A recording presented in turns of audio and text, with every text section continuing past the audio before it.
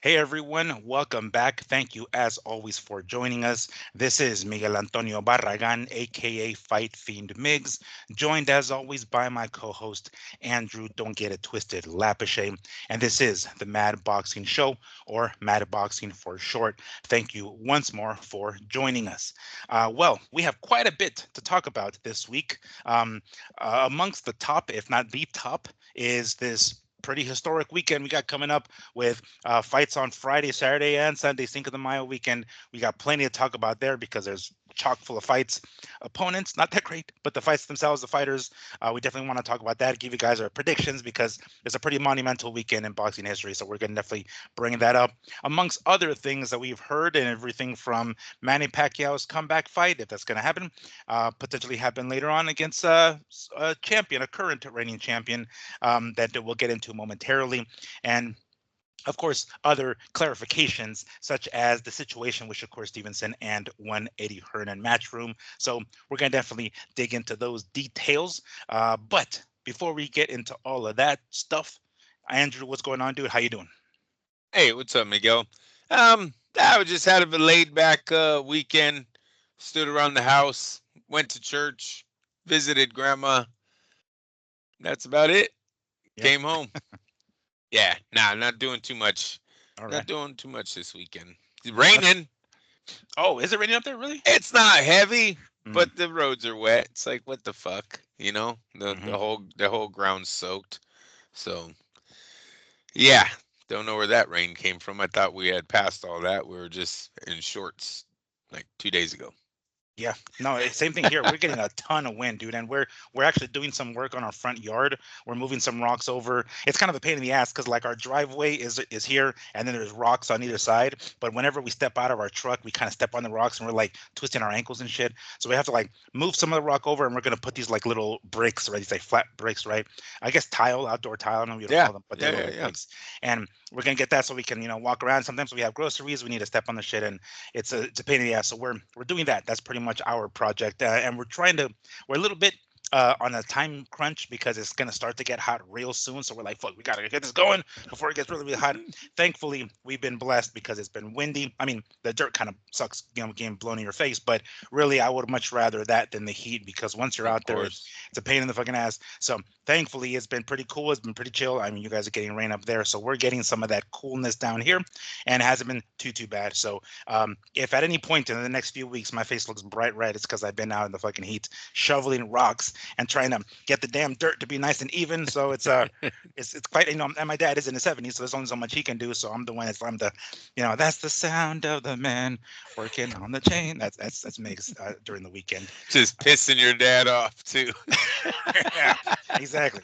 It's like the dad is like, hold the fucking flashlight straight. Like, I'm sorry, Dad, I'm sorry.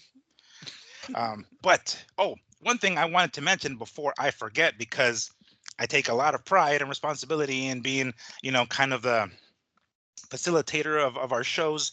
Um, we've missed a couple of birthdays, Andrew. Why the hell didn't you tell us that you had a birthday? It Nah. popped up on my damn Instagram, or not my Instagram, my Facebook, and I was like, oh god damn it, we didn't even fucking mention it for fuck's sake. But Andrew, happy birthday, because I know you had one recently, so we had to bring that up. We just had to. Um, but on top of that, yeah, again, this is where And I take thank it you. up. Oh, no problem. Thank you. When you get to my age, you don't really want to remember anymore. Just moving on by. Just say I still feel young. That's how you get to my age. That's all you say. And it'll be that way until basically you're not young anymore. And then that's it. You're checking out. Wow, just got That's all you. you got left, bro. No, but I'm still in denial, bro. I'm over here trying, run sprints, and then like I get the hammy. I'm like, I'm still in denial. No, I'm still young. I can still do it, guys. I promise. Um, I but feel good. yeah, exactly. Well, hey, as long as you feel good, you look good, you look still nice and young, right? You got to take care of yourself because stuff like that starts to matter as you get older. Yep. But definitely a happy birthday to you, Andrew. And as I said, I take this job with a lot of responsibility and seriousness. Our boy Lee Honish, his birthday was on the 31st of March, and we didn't even fucking say anything. And I'm like, God damn it, why the hell didn't I fucking remember? There he is back there giving us a little bit of hey, motherfuckers, don't forget about me. Uh, happy heavenly birthday to our boy Lee Honish that celebrated a birthday at the end of March, March 31st, if I'm not mistaken. So definitely shout out to him because we forgot to mention it, or at least I forgot to bring it up. But I didn't want to go another week without mentioning that. So happy birthday to Lee. Happy birthday Happy to you, dude. birthday. And Yep. march on with this weekend because holy hell, we got ourselves quite a weekend coming up, and that's what we're gonna kick off the show with because of how monumental of a weekend it's gonna be. In case you've been living under a rock for the last few months, we got 3 fights this weekend: Friday, May 2nd, Saturday, May 3rd, and Sunday, May 4th. Kicking off with Ryan Garcia versus Rolly Romero as the main event on Friday. Co-main event being Devin Haney and Jose Ramirez, and the fight that I personally think is the real main event, Teofimo Lopez taking on Arnold Barbosa Jr. That's going to be, of course, Friday. Saturday, we got Saul Canelo Alvarez taking on William Skull for the undisputed super middleweight championship because Skull has the IBF belt that was floating around. And amongst other fights on the card, Bruno Soros in the rematch against Jaime Munguia, which is, I suppose it'll do as a co-main event. And then Sunday we have Naoya Inoue taking on Ramon Cardenas. That is going to take place here in Vegas, as a matter of fact, and that's going to be Sunday the 4th. So quite a weekend chock full of fights. Again, as I mentioned, opponents kind of meh, but that is what we're going to kick off the show with because, you know, we kind of went back and forth about it last week. We weren't sure if we're gonna just fork up the $90 for a bundle Friday, Saturday. Um, Andrew, have you kind of decided? Are you gonna fork up the cash? Haven't decided. I'm leaning towards no on the Canelo fight.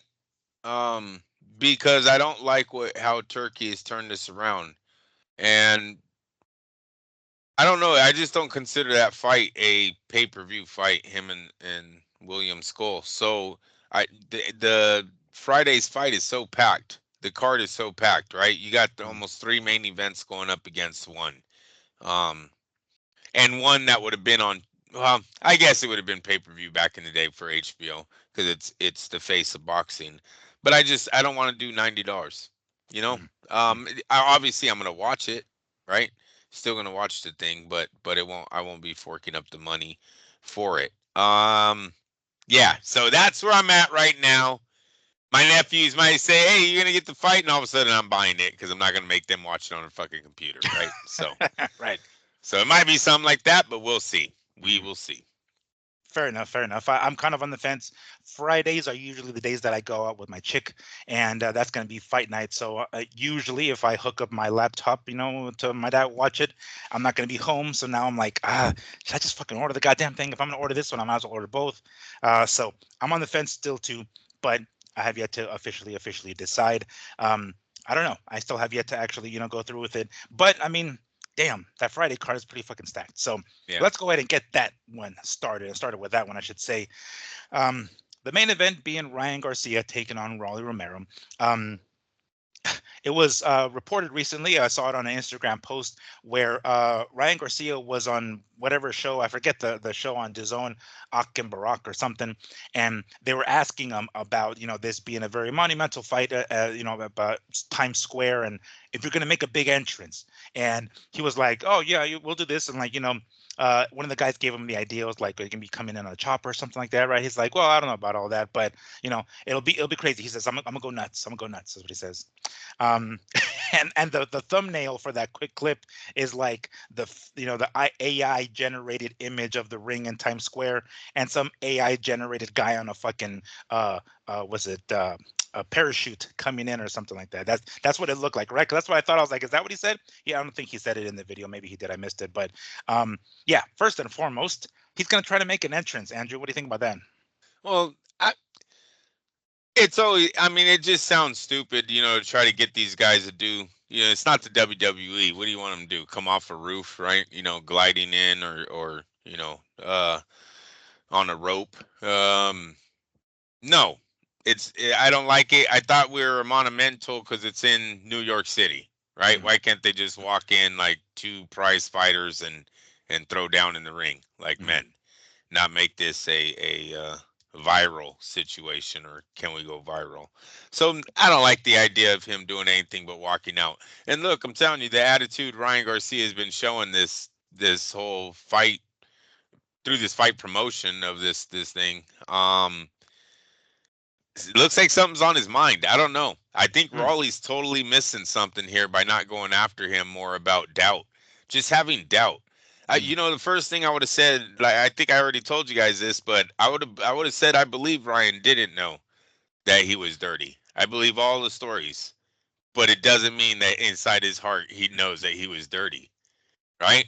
And that's Hmm. gonna start bringing doubt into this kid's head. And Ryan's just so humbled on this one. It's either the lawsuits, maybe it's the lawyers going, "Look, dude, Yeah. you're being sued by everyone. You know, Jake Paul and them are still suing you. The drug manufacturer that you said made you dirty is suing you. You lost money because of your rants and your tweets on your ex-girlfriend, or maybe your current wife. I don't even know where they're at in that situation, but you hear me. You guys know what I'm talking about. The hotel situation. Did Hmm. that humble him? And that's what we're going to see on fight night. I don't want to get into fight night because I know you probably weren't there yet, but it's his attitude that makes me most interested in the fight with Raleigh. Raleigh has pop. Raleigh knows Ryan from the amateur days, and I guess a few sparring matches when they were pros. Hmm. So, here we go. We'll see what happens when them two fight.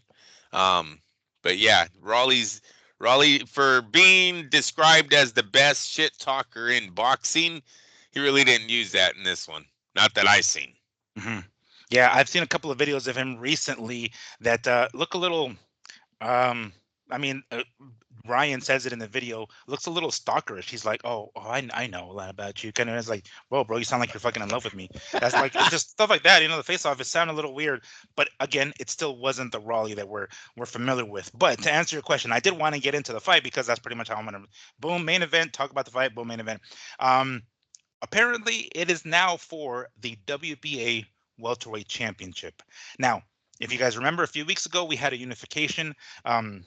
With Boots Ennis coming out on top and unifying two belts. He defeated Stanionis, and he is now the IBF and WBA welterweight champion.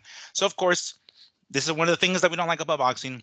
WBA has elevated Ennis as the super champion, WBA super champion of the welterweight division, and that leaves a slot open for a regular champion.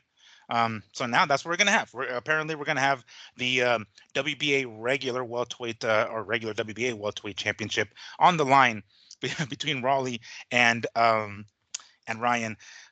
First off, what do you think about that? I mean, look, this is the same organization that announced Jake Paul was going to be fighting for a title here Yes, I against believe. Julio Cesar Chavez. That's a few weeks out of rehab, right? The WA is one of the reasons why the haters of the sport can say boxing's a joke because of their organizations. And then you just grab the WBA's last few stories, last few announcements, and you can go, Hmm. yeah, point an example right here. Um, so I don't. It's foolish. I don't know where it came from. He's coming off of a 2-year suspension for being dirty, and Raleigh Romero hasn't had a significant victory in a while here, right? Hmm. So Hmm. what is this? It is a total clown show, and it's one that boxing's in a weird place right now. With the WBA kind of doing this twice, and we're seeing people being elevated up to champion over phone calls more than, or emails, I guess you would say, more than ever nowadays, right? That seems to be happening more than ever. Um, it's really weird where boxing's at. Look, I'm glad that Turkey kind of got his head right with what happened with him and Dana a few months ago now, and it seems like he's working with the organizations and the promoters again, and everything's going to be okay on that side. Uh, but let's go ahead and try to make these organizations feel stable enough where they can get away with these kind of um what is it? What is the word? Setups, matchmaking, because it's sort of matchmaking, right? When you just take two guys and go, hey, you know what? I'll put a belt on that. They did nothing to do it. You just Right. like the matchup, and it's like Suleiman, but at least he makes fake belts, right? Right. They're not real. Commemorative. Yeah. Yeah, they're not real. Everyone gets, um, everyone feels happy, like sort of, like a kid who wins a fake belt in an amateur show, Yeah. right? Yeah. Yeah. That'd be nice. Introducing that when he becomes a pro is like he was in Yeah. 2007 amateur town. Like, all So, so yeah, I mean, maybe the WBA should talk to Suleiman about where's the WBA from? Guatemala? right. Where they Dominican? Oh, what is it? Panama. Panama? Let's get some Indians. Let's start making some belts. What the hell? Hmm. I got to see what Indian tribes are out there that we can connect to. But yeah, man, let's make some belts and shit. You'll still get into the fights, dude. WBA can be all over the place. It just won't be for a real title. Hmm. Nah, it's a problem that we've been saying needed to be fixed for too long, but it is getting out of control. The WBA, you're a little out. Gilbert Mendoza, is that his Yeah. name? Yeah. Gilberto Yeah. Yeah. Mendoza. Right. You're Right. a little out of control right now with the last two. Raleigh Romero, Garcia, Chavez, and Jake. And I don't even know, is that Chavez Jake thing? Is that real still, or is it a? Are we bringing that up later? Are we going back to that? I haven't read anything on that lately. So I was just gonna bring up some other Jake Paul news, but I mean, we No, most then certainly then can talk we'll then. nope. We'll save it for that All right. news though. Yeah. Go ahead. All Moving right. forward with Fair with enough. the WBA. So yeah, so apparently that's going to be the case. Raleigh, I don't think yet to have a fight in the welterweight division. So but he's going to get a crack, and like coming off a loss. I mean, when was the last fight? Was it when he lost to fucking Pitbull? I don't even remember if that was, but hey, coming off a loss in a previous weight class, then moving up, and then getting a shot at the belt right off the bat. Okay, well, I guess that's what we're going to do. Um, at least Ryan, we can say he weighed in at 143 in some of his last fights. So I guess technically that's kind of a welterweight, even though there wasn't a contracted weight. So understandably, that's going to be the case. But if that is going to be the case, and it is, likely that Ryan is going to win. All right. Does that mean that Ennis is in the near future?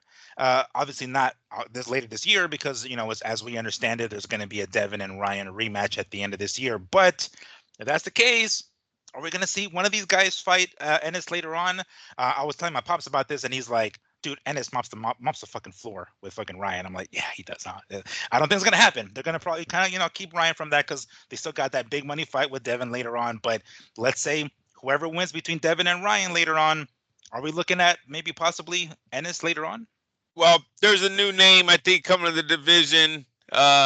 Actually, an old name trying to rekindle his old career. I don't know how we're gonna stage this, but we all know what we're talking about here when we're talking about Manny Pacquiao possibly making a comeback to the welterweight division. Right? Hmm. That's a game changer. That's a curveball. That's a fight Ennis didn't see coming, and might be put back on the back burner if that one comes true. Hmm. Because he's too dangerous and Manny makes too much money. All Manny has to do is win one, right? Oh, Yeah. they're going to be begging for him to win one. So, Hmm. so Ryan, yeah, he has a rematch with Haney. That's going to go through. After that, the Ennis thing, totally not sold on that. If Manny and Barrios happen, look, Manny Barrios happens, I can almost guarantee you that's going to be AT&T Stadium. If Turkey's smart, he would take that to Dallas because Barrios sells good tickets, and then you have Manny fill up the stadium with the rest of it, with his fan base that comes out. Even if it's the Mexicans that come and watch him, I think Manny at the right price can fill up AT&T on a comeback championship fight. Just to say he's seen him. So yeah, I like that fight big time. The winner of that fight, I think, generates the most money in the division. And look for Ryan Garcia, the winner of Ryan Garcia, Devin Haney, to do a blockbuster showdown right there. So that's a good setup. It's one that needed. So that's where I'm at. All right, all right. So yeah, that was part of a later story with with Manny's comeback. Damn it. But we already knew. I mean, we heard it earlier this week, so it wasn't like we didn't already fucking know. But we will touch back into that. We'll get back into that because that is later on in the story in our news here on the docket. Because we're gonna go a little bit deeper into that because who They're he's all fighting when he comes welterweights. back. Right. When he's coming back, who's the first opponent Yeah. that you mentioned, right? But we'll Yeah. get into that a little bit later on. All right. Co-main event. Oh, you know what? Actually, hold on. Before we even get to that, prediction. I know Ryan is a heavy favorite, but how does he win? I tell people this all the time. Anybody can get a lucky guess and you can just flip a coin. It's 50-50. That's how it is with every competition.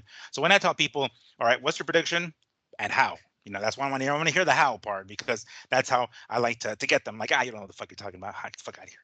But anyway, all right, Andrew, Ryan Garcia, Raleigh Romero, prediction, who wins it and how? Look, uh, the easy answer is Ryan by knockout with the left hook, right? That's the easy answer. It seems like everybody's pointing at Ryan knocking out Raleigh Romero as it was some kind of a joke of a matchup in the very beginning. I'm gonna I want to bet. I want to put some money down on his mental strength. Okay, Who's Raleigh's? on Ryan's Oh, Ryan's okay. against his mental state right now. I want Raleigh Romero to try to take this thing into the fifth round, the sixth round, right? And see if Ryan doesn't start letting that doubt creep in. Because I think Ryan's going to come out hot, Mhm. trying to take Raleigh's head off to make a statement that his power is there. He's the real guy. And if Raleigh can withstand that, get through that early storm, let's see what happens in the back. Because there's been a lot of fighters that come off a dirty test, man, and they're not the same. Now I know there's a bunch of you who are going to say, "Oh yeah, but there's a million other guys that tested dirty and were good," but I don't think those. I think a lot of them were. When you talk about guys testing dirty and were still legends, their dirty tests were somewhat of a secret, right? You had to be an insider to know that Holyfield was testing dirty or Roy Jones was testing dirty. It wasn't like these guys were getting popped and embarrassed in public, suspended 2 years, getting fined, nothing like that, right? It was only stories, rumors. So it's not the same as when somebody gets popped as a Sugar Shane Mosley or Fernando Vargas, something like that, where they literally come back and they're not the same athlete anymore. Um, Ryan was pretty embarrassed in this whole thing. I mean, the kid's so embarrassed he'll argue that shit to today, right? That is probably almost a triggering thing for Ryan at this Mhm. point, right? You want to piss Ryan off? Say he's a dirty fighter, so you know what I mean? You'll get under his skin real fast. So, um, I believe Ryan knows he was dirty. I think Ryan was honest about it. I don't think Ryan Garcia knew that whoever was giving it to him was doing it. I don't think he was knowingly doing it. Um, but it happened, right? I think deep down inside he knows the truth on that he was dirty, and is it going to affect him on fight night? So, if the money's good, because I know Raleigh's going to be a heavy dog, man. Mhm. It's worth the gamble. I think it's worth the gamble to go on Raleigh Romero by decision on his point, because I don't know if he'll stop Ryan or just not beat him in a boxing match where Ryan's just not himself. Mhm. Hmm. Interesting. Which is actually what you were saying. Raleigh should have been doing. Get under his skin. Go ahead and bring up the the drug accusations and the PEDs and the positive tests. Like that would have been. Who's in his corner? Dropping the ball there. Who's in his team saying like, no, no, no, dude, twist the knife. Go ahead, get in his Yeah. head. Because I mean, that's just gonna bring doubt. Obviously, that's gonna be in your favor. I suspect that Raleigh's not going to be able to go past the fifth. Let's say sixth. We'll say sixth. Ryan's going to come out like you said, swinging for the fences right off the bat to make a point and prove a point that he's back, and he's going to do it as much of a spectacular fashion as he can. And the only way that he can do that is to do it by completely knocking Raleigh's head off. And I anticipate he's going to do that. The way I've seen Raleigh in these the promotion of this fight, he just seems so docile, man. It's just like Yeah. if this is an indication that what you're gonna see in the ring with Raleigh, dude, don't even fucking show up, bro. Like you're already going in there timid, kind of like warm in during the whole promotion of the fight. If that's how you're gonna go into the ring, which is an indication that he probably will, I don't think it's gonna last very long. So it's gonna be a short night, or it's gonna be a short main event. I think Ryan Garcia within 6. So say that's most likely what's going to end up happening. So we'll see what the odds are. I know the odds pop up here on my phone every so often, but these are going to be heavy favorites. We know they're going to be heavy favorites. Yeah. All right, so that brings us to the co-main event: Devin Haney versus Jose Ramirez. Ramirez kind of on the same boat as Raleigh. If you ever see him up on the stage with everybody else, he just kind of like going back and forth, listening to the conversation. Every so often he'll, throw in his 2 cents, but he's a very humble dude as it is. So, I'm not even sure what's going on in his head sometimes when I see the promotion of some of these events like the press conferences and stuff like that. And mind you, we're going to have some this week, right? Usually it's how it is. There's going to be a couple of press conferences, the weigh-ins and so forth. And maybe we'll see a little bit of a slightly different Ramirez, maybe a little bit more of an edge, his fight night. Maybe he comes a little bit more prepared. Devin Haney, it seems as though he's just way more concentrated on Ryan than he is Ramirez. That's kind of the running theme with this particular event. I know we're all focused on the future with Devin and Ryan later on this year. We're kind of overlooking Raleigh and Ramirez here and Jose Ramirez. So I guess we'll start with you, Andrew. Devin Haney versus Jose Ramirez. Who do you got and how? If Haney would have won the fight against Garcia, a matchup like this, I would call a 12-round decision, because I don't think Haney has a knockout punch, and Ramirez doesn't have a knockout instinct, right? He doesn't have a attitude where right now, just Ramirez seems like he's in there trying to collect checks. I think they would have went the distance if Haney had nothing to prove. But because Haney's in the position that he's in, kind of feel bad for Ramirez going into this fight, because I think Haney's going to bring it with no mercy. He can't show any mercy, right? It's Haney needs to perform on this night. Ramirez is like the perfect setup, because somewhat of a punching bag right now in the ring, really fights under what his expectations were going to be about his career. So I like Haney in a stoppage late in this fight. It's going to be a TKO.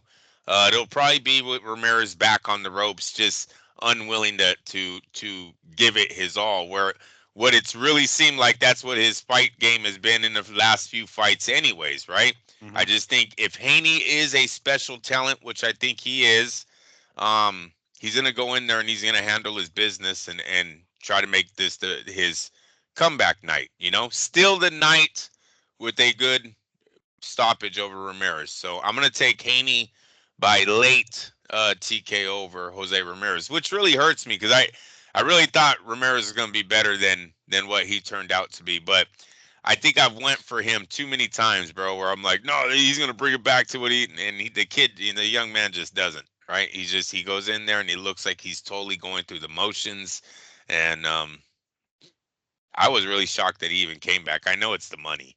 I absolutely know if this was some like comeback fight on ESPN, we probably wouldn't be seeing Ramirez. This is because it's Haney, it's Turkey Ali Sheik giving him a very nice paycheck to do this. Yeah, that's understandable, and I definitely anticipate that Devin's going to win. I don't think he's going to stop Ramirez, though. Mind you, he's not exactly the knockout puncher at 135, Right. 140, let alone 147, against a guy who's never been stopped in Ramirez.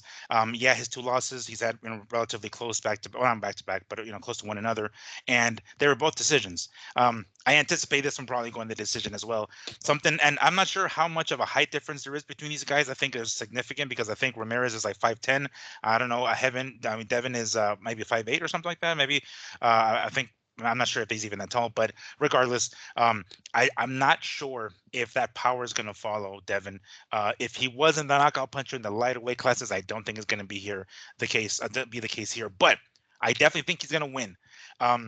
knowing what we've seen from Ramirez these last few fights, where he's just kind of, like you said, going through the motions, he doesn't seem to have any urgency, I suppose. It didn't look like that's the case. If you see him, and even the fights where he's winning, like when he fought Pedraza, it's like, sometimes you don't see it. I don't know, something, it's gone. Clearly the fire is gone, right? And whether or not this lit that fire or not, I mean, it didn't look like it, definitely, based off of the promotion of the fight. He's just kind of there. Like, if they would have put a cardboard cutout of Ramirez, I don't think it would have made a fucking difference. That's how irrelevant he's been in some of these damn promotions. But he would have been dressed better.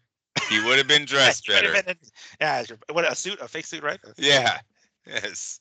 At least. But yeah, I don't think, I think he's just gonna go through the motions, but I don't think it's gonna be stopped. I'm almost certain he's gonna have enough defense to not hurt himself, and I just don't think Devin has the pop to like really hurt him. He'll catch him clean, he will, but I just don't think he's got the kind of power. You did hear. I just want to make it clear. Back is on the ropes when it happens. You heard me say that, right? Yeah. All right. All right. So like ref stoppage, right? Or like, oh yeah, something, right? So one of those things is not like he gets dropped and like, I mean, that'd be fucking spectacular if it does happen in the middle of Times Square, but seems unlikely. Tell me, is that disrespectful to Haney? I predict a knockout, bro. His back on the ropes and the ref like jumping. Yeah, he's gonna fuck him up, and his corner's gonna throw a towel. He won't even touch the pen. He won't even touch the pen. He won't be dropped. Like, okay. I mean, I still remember those funny ass videos of Devin hitting the fucking pad, putting in the. I thought you were gonna say the guy at the carnival, because that was even worse, bro. I mean, that too, I suppose. That that was the worst, Devin. Conversation, but I mean, it does matter too. But but we get the point, right? It's just the pillow hands, right? And we say that as an armchair quarterback that I am, that I'll be sitting here, armchair matchmaker. But in the ring, it's like, bro, you need to prove that you got the pop, and he hasn't done that recently. So yes, I do think Devin is going to come away with the victory, and we are going to get the Devin and Ryan fight later on this year, but it's going to be probably by decision. It's looking like it, at least. And as of right now, I have yet to hear any other sanctioning body wanting to throw their fucking 3 letters into this fight, although I wouldn't be surprised if, I don't know, WBA wants to come in and throw in another fucking belt. It's like, oh, for the first time ever, we have 17 WBA champions or whatever the hell. But I have yet to hear anybody else. I mean, at least, I don't know, Suleiman coming in with another Mayan belt or whatever. What Indian reservations, Poughkeepsie or whatever in New York that would like to make a belt for the WBC and for this particular belt. So. But again, Devin is going to come with the victory, and that's what it's looking like by decision, mind you. Okay, on to the fight that I think is the main event. Frankly, Teofimo Lopez defending his lineal 140-pound championship against Arnold Barboza Jr. That's the one. If I'm going to pay any money, and I might, I would pay for that one. That's the one that's going to be that I'm looking forward to, and that one's going to be. And again. Even they, at the very least, they've talked crap to one another during the promotion of the fight. They will throw in every so often a Ryan and a Devin here, I'm sure. And I mean, hell, Barbosa even brought up Cambosos. He's like, dude, come on, you got your ass beat by Cambosos, and even Teofimo in total. What's the word? Total denial. Like, no, I beat my ass there, bro. I came out here. It's like, no, how, bro? Just admit it, man. Food, just fucking. We would respect you a lot more, Teofimo, if you just said, you know what, I got my ass beat. We all know that there's documented that you had some sort of illness. We all know that. Cool, But at the very least, be like, yeah. If I didn't have the illness, I probably would have put his ass or whatever. But the bottom line is, it went that way, and you got your ass handed to you. That's what happens. And he never rematched him. Right. Well, yet. Because but it's over now. It's over. Come on. Yeah, he's a shell. Camboso's a shell. Camboso's fighting, and I don't want to get off track too far. I just want to make an example. That would be worse than when Chavez rematched Taylor 4 years later. Right? Remember that one? Sure. Yeah. So no, Cambosos Lopez 2 right now. No way. Mills Lane was so fast to jump in that rematch too. After he had him in that 8th round, he fucked him up. He's like, no, we can't let you take. Because I think by that point, Meldrick already moved up to like 154, got his ass. Oh yeah, Norris, and came back down. Yeah. Norris put him in the hospital. Yeah, Yeah. he was already having significant issues. Yep. Hmm. So when he came back, for that rematch, but I mean, are we there with Cambosos? I mean, I don't know. If Sam's listening to us, Sam Navajero, our good buddy slash critic, he loves the fact that we bring up Cambosos' name, of course. Not Um, there, no. not there health wise, of course. No, he's not stuttering, but markability and as far as legacy, Mm, I mean, no, that I don't think that's a rematch that doesn't generate any interest, in my opinion. mm. Wow. All right. Well, and then who knows how much longer Teofimo's going to stay at 140, frankly, right? Because if the money's at 147, he ends up, let's say, for the sake of argument, that he does defend the belt against Barbosa here in this weekend. Maybe a fight at 147 is next for him, right? So he's not going to stay at 140 much longer, and who the hell knows where Well, what's the name Cambosos is at this we point. definitely know. We definitely know he's going to 147. He's already said that. Okay. Yeah, he's looking at the winner of Haney versus Garcia. He's looking at Boots, and I mean, come on, seriously, he's looking at Manny if he comes back. The money is definitely at 147 right now. That is going to be the hot division again here, with the announcement that we'll soon get to. Yes. Thank you for If that. I don't kill that story by the time we get there, sorry guys. If you don't mention it 7 times before we even bring up that fucking story, uh, then we'll get to it at some point. It's kind of hard when three fights are in that Yeah. division, and we have to talk about the future of the division. We got a cash cow coming back. You know what I mean? It's very hard to not talk about the future of the welterweights without that one being included. Like, I mean, serious Barrios's name got hot overnight, right? Because now he's hot. He's a hot topic with the welterweights because it's all about money. So yeah, my bad. But Lopez, Barrios, that is the fight. Barbosa. Barbosa. Barbosa, sorry. That is the fight that interests me the most also because Mm-hmm. Barbosa's on a little bit of a roll here. You know, he's undefeated. If he can get these titles, it's like a star just born up right, overnight. The ball never stops rolling. I always say that about this sport, and that'd be a prime example of that happening. And won't be shocked. Lopez kind of been up and down the last few years, you know what I mean? So if he lets go of these titles, it won't be a major upset. But oh man, I'm on call. I was gonna say, you Ah, know what? Reno's got me calling because that's two upsets. Now I got two upsets on this weekend. I might have to do something anyways. I don't know what I'm gonna do, but something's gonna have to get done. Lay some money on this because yeah, that'd be two upsets, man. Looking at Barbosa on a 12 round unanimous decision over Lopez. That's what I'm gonna pick there. I'm gonna pick Barbosa by 12.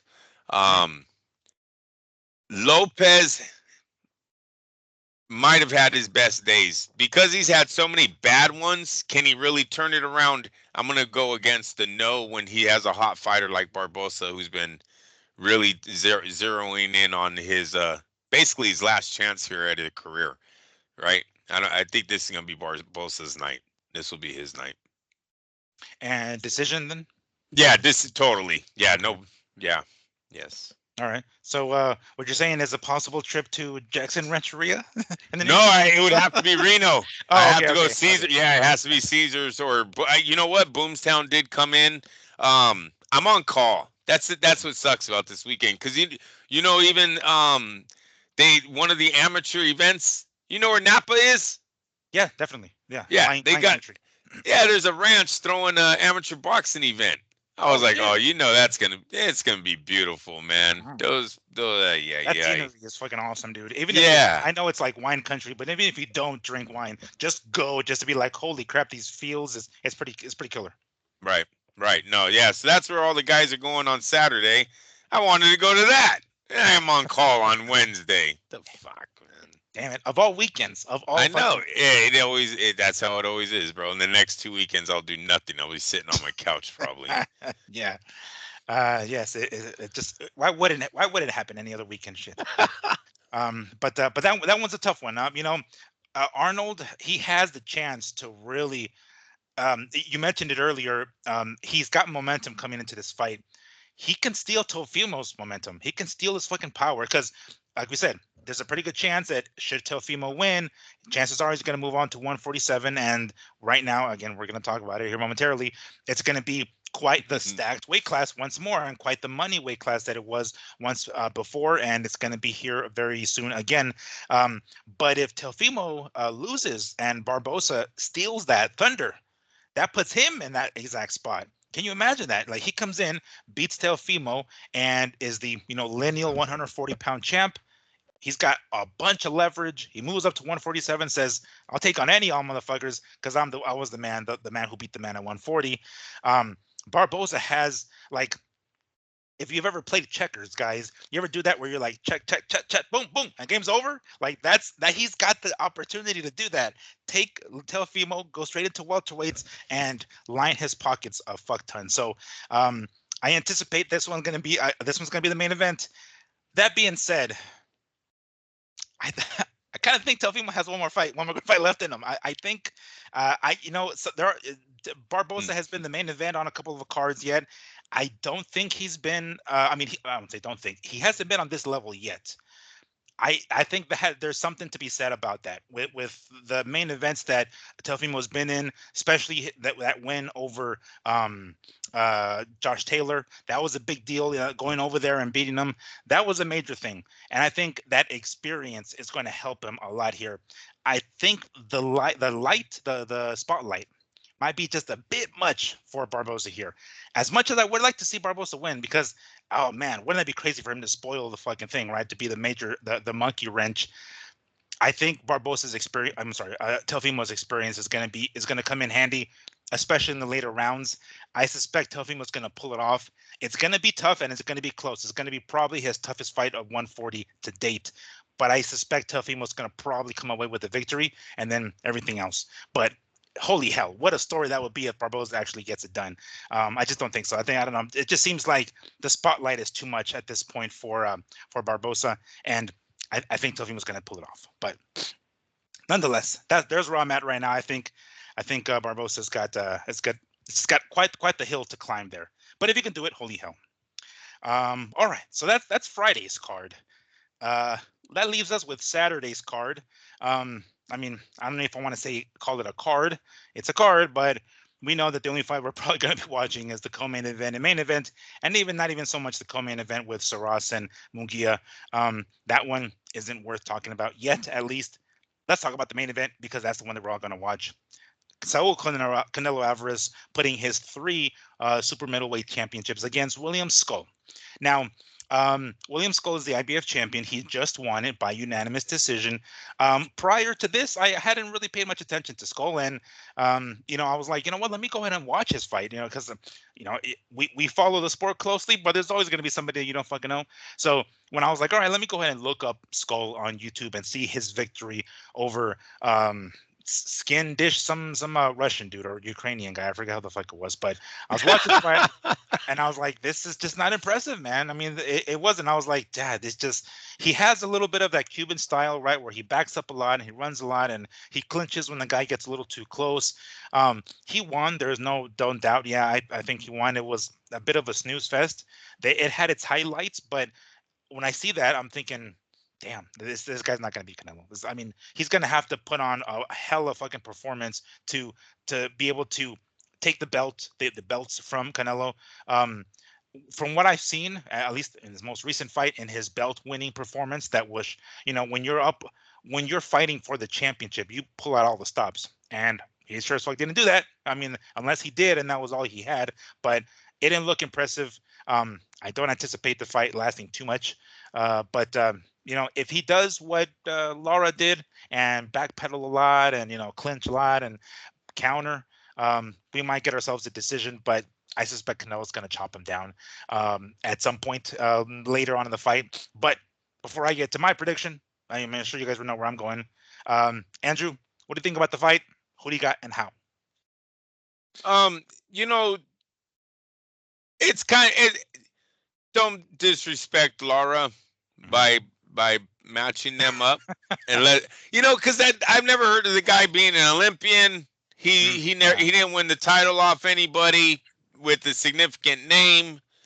So this is I don't know what this is for Canelo. I really don't. I don't know if this is a bonus check that Turkey wrote for him to get him to sign the Crawford fight. Like instead of paying you a shitload of money for Crawford, I'll give you this easy fight, and then you take Crawford for this amount, and it's like you got paid a shit ton of money. Maybe Canelo said, "All right, we could do that," because this guy he watched the same highlights or fight that you did, and was like, "Yeah, this is sparring. We got we're sparring on that night." Um, so it's yeah, I don't know how to call it.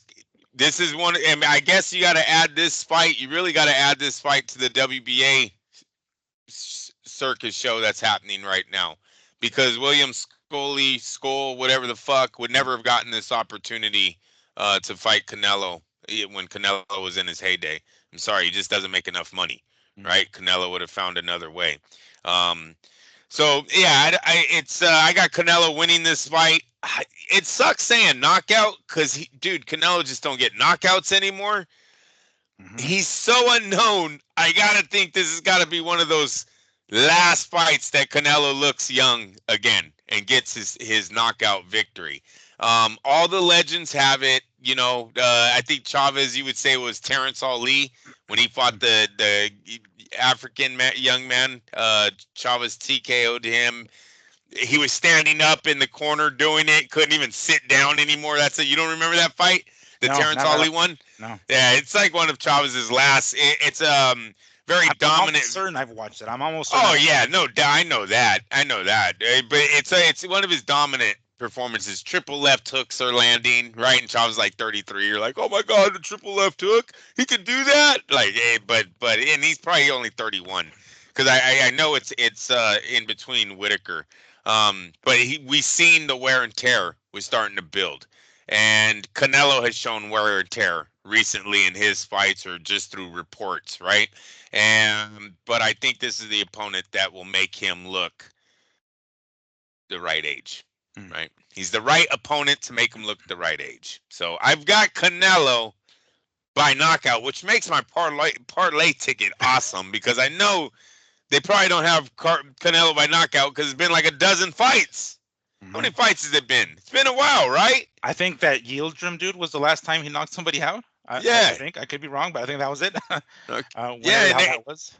I remember I think we looked that up. It was like, yeah, dude, his power kind of did go away. So, yeah, I'm gonna go knockout for Canelo though on the nobody. This is worse than a taxi cab. You know what? Greg Haugen even had some fights under his belt when he got to fight Chavez. You know what I mean? He was like sort of known. Greg Haugen was at least sort of known, and they called him a taxi cab. What are we calling the William Scully? Skull? William Skull. Skull. Yeah. Yeah. What are we calling? Scully, like what is it? X Files. Like Scully. He was a waiter. He wasn't a taxi cab driver. A waiter. Yeah, like holding up the big old fucking platter, right? Just like, here you go, Canelo. This is Oh, you got belt. Come with the IBF you got some nice muscles. How much you weigh? Yeah. Right. Exactly. It's like, oh, you think you could lose a couple of pounds, make 168? Sure, cool. Here's the IBF belt. Go ahead and give it to her. Give it to Canelo real quick. So I pulled up Canelo's record real quick. Yes, so it looks like Caleb Plant was his last TKO victory, 2021. Okay. Everybody else, we see lost to Bivol, beat Gennady Golovkin, beat John Ryder, decision, Charlo, Munguia, Berlanga. Yeah, they're all decisions. 2021. Damn. A lot of opponents there. Yeah. 2021 is only 4 years, but the opponents, there's a lot of opponents that went the distance.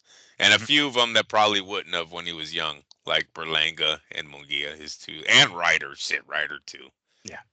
Ryder in particular. I thought that was going to be the fucking knockout. I was expecting it, but of course, Ryder held in there and went the full distance.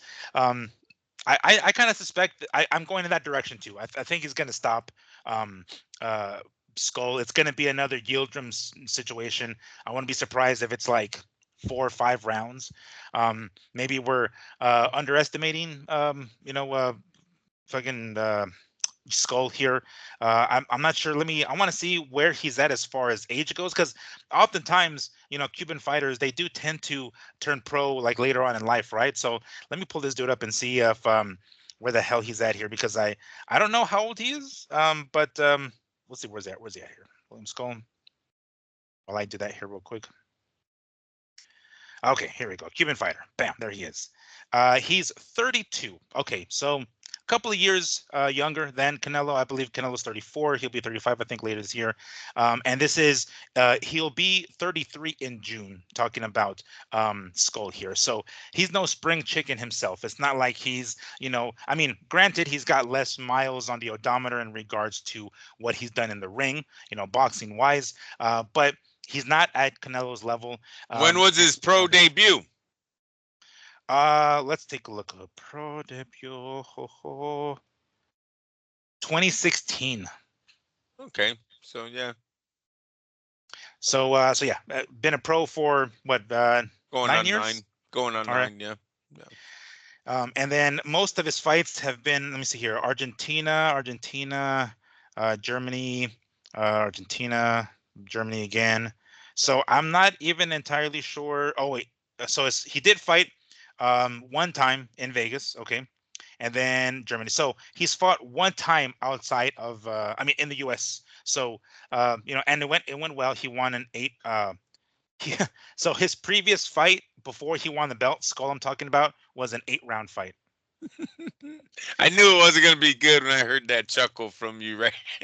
Because I saw that and I was like, unanimous decision 8, like really? It wasn't even a 10-rounder. He got himself like an 8-round and then straight to the belt. All right. It's straight champion. So yeah, so yeah, I don't anticipate him lasting too long. I think Canelo's going to put some pressure on him. Isn't the IBF in Africa? Isn't it one of their headquarters somewhere in one of the countries out there? Wow, I don't know. Is it? I mean, I have yet to. We know Mexico has the WBC, Panama has the WBA. Mm-hmm. Where's the IBF headquarters? Let me see here. IBF headquarters. Because I think I know what happened. If I can confirm that they're out there. Oh, hold on. What the hell? Springfield, New Jersey. What the hell? Springfield, New Jersey. That's what Wiki says. Wikipedia. I didn't see that one coming. Yeah. Let me see here. Fledgling renamed the International Boxing Federation, based in New Jersey. It's where its main office is at. Okay. All right. Well, that was a curveball. Yeah, that most definitely was. Because do you remember when the IBF had they were always like out there in Africa? You don't remember that? Yeah. A lot of their champions and stuff. Yeah. Ghana or something like that. Yeah. It's weird. New Jersey, huh?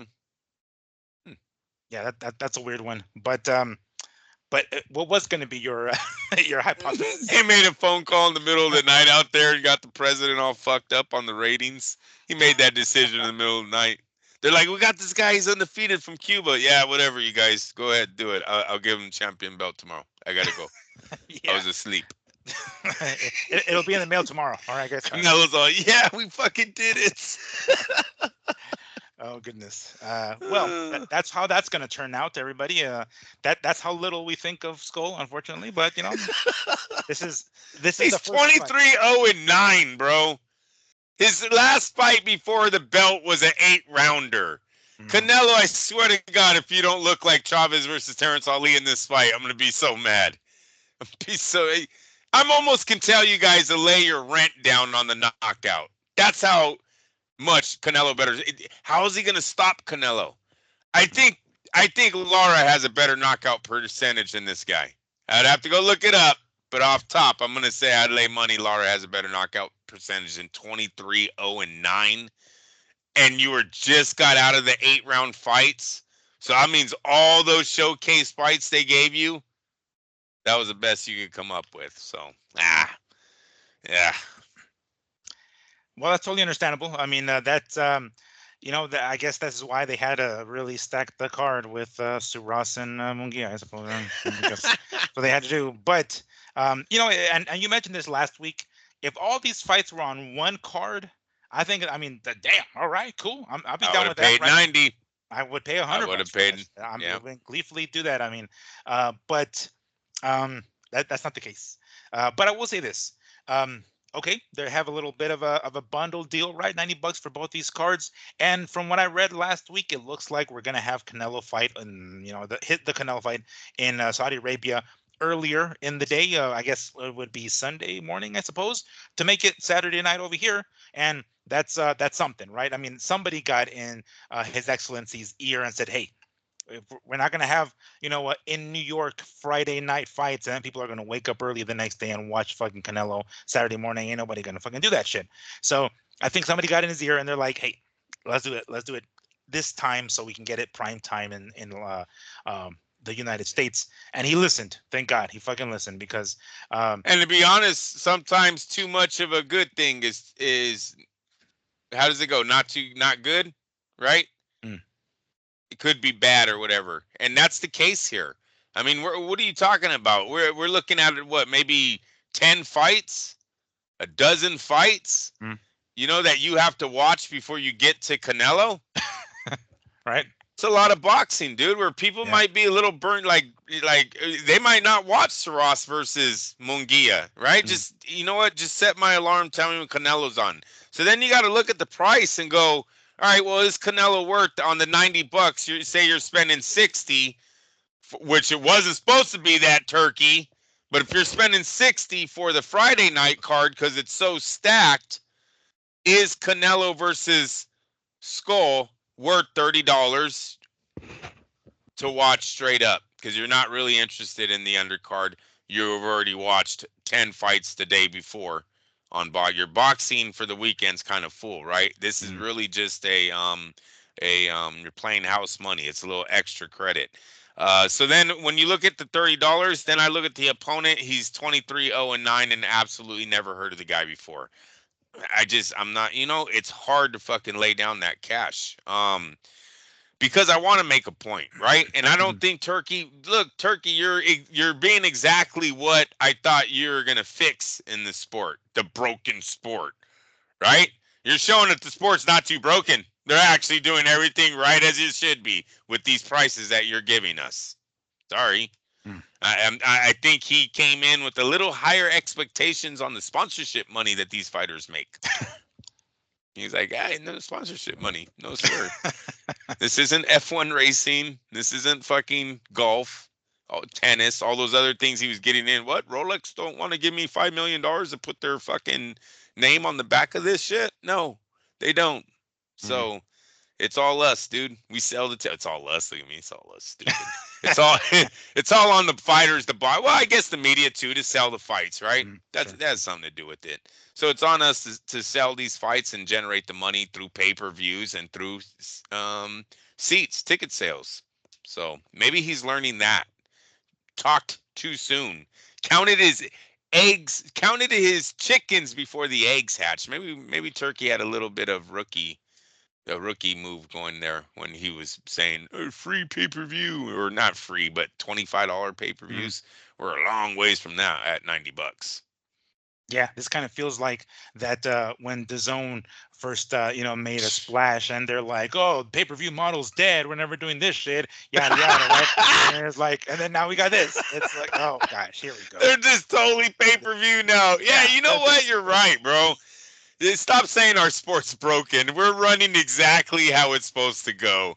The you guys will gouge us. We will fork it up. I'm sorry. We are the UFC fans. We are the WWE fans. We're just different. Yeah, we're just different sports, but we're all the same. They tell us to pay, we pay. yeah.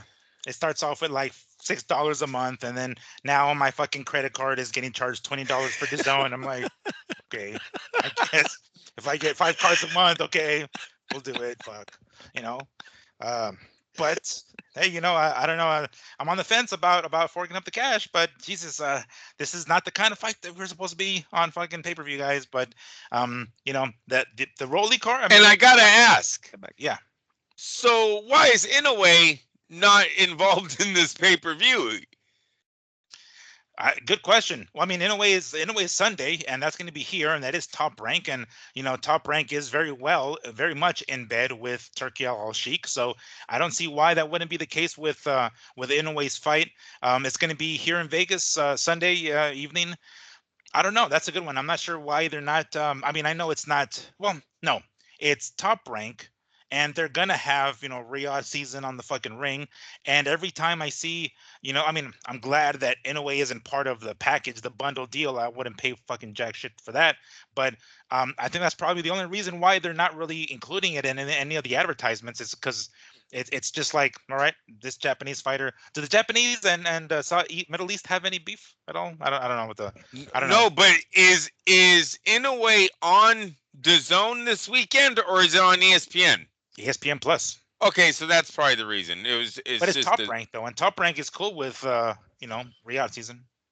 yeah, and then because they were showing all three of the fights together as they were on the same network. You know what I mean? I keep seeing all three posters together. So I thought ESPN had moved that fight already to Zone, but no, if it's on ESPN, that's probably why it's not on the pay-per-view package. So then that's going to lead me to, like, a real diehard is now getting 4 fights. You can sit up and watch the Inoue one, record the Inoue one. Really all you're missing this week is Canelo's easy ass defense against one William Skull. Hey, you guys, I'm doing a show, please. Skedaddle. Yeah, they want to play video games. The wife's not here right now. She took Junior to a birthday party, so all right. Here they come with the dad. Yeah. I was like, close the door. You guys can figure it out amongst yourselves for an hour before we get this figured out. Well, I guess so. Then that leads us to Naoya Inoue against Ramon Cardenas. Now, I'm not familiar with Cardenas. I know his last name happens to be a chain of Mexican stores here in Las Vegas. I don't know if you guys know that, but there's a Mexican store called Cardenas, and that's racist, bro. You cannot say that. I love buying their chicharrones, on the weekend. That place pretty killer. Whether or not he has any relation to them is another story. But regardless, we have ourselves Ramon Cardenas, who's born, here. He's an American. I mean, at least that's what Wikipedia says. But I looked him up because I'm like, all right, maybe I'm not too familiar with this guy. Let me go ahead and look him up. It looks like he has Joel Diaz in his corner. I saw some clips of him hitting pads with Joel, and I'm like, okay, well, that means something, I suppose. Joel Diaz is definitely not a stranger to being in the corner of a fighter who is up against somebody major. He was in Madrimov's corner when Madrimov fought Crawford. He was in the aforementioned Yildirim's corner when Yildirim fought Canelo. So here he is again in the corner of a heavy underdog in Ramon Cardenas. Again, this is going to be a super bantamweight. This is going to be 122 pounds. I believe this is Inoue's maybe 4th fight at 122. I'm not sure how much longer he intends to stay at 122, but considering these are the kind of guys they're going up against at 122. I mean, he's cleaned the division now. He's already the undisputed champion there, if I'm not mistaken. He's already collected all the belts. So there's only so many more times he can fight at 122 before eventually moving up to 126. But he's got this Ramon Cardenas in front of him, and in the corner, Joel Diaz. Well, that's going to be Sunday. I'm not sure how much more we can talk about that, but I anticipate Inoue is going to come away with the victory and down the line move up to 126. If you're not doing anything, Andrew, do you anticipate watching this fight on Sunday? Yeah, no, most definitely. If I can't guarantee I'll watch it live, but I'll check. Well, it's going to be here in Vegas, so that means that it's going to be there you go. Time. So it's not going to be Japan. This is kind of, and we mentioned it on some of the shows a few weeks back, how Top Rank is kind of like disappointed with ticket sales. It is going to be, if I'm not mistaken, at the Michelob Ultra. No. Which is not T-Mobile. I think it's T-Mobile. Which I think we got to be fair to Inoue. That's not all Inoue's fault. Look, Las Vegas is hurting for tourism right now. You know what I mean? Like, let's be real about the whole gambling situation out there in Las Vegas. They're not showing up to gamble. There is gambling way too. What's the word? The opportunity to gamble is everywhere right now. If you don't got an Indian casino around you, you have the capability of gambling is just everywhere right now, and it's really hurting Las Vegas. This is not an Inoue situation. I mean, hell, the MGM, didn't they build a fucking casino in Asia? Why'd they do that if you wanted everyone in Macau or something? Yeah.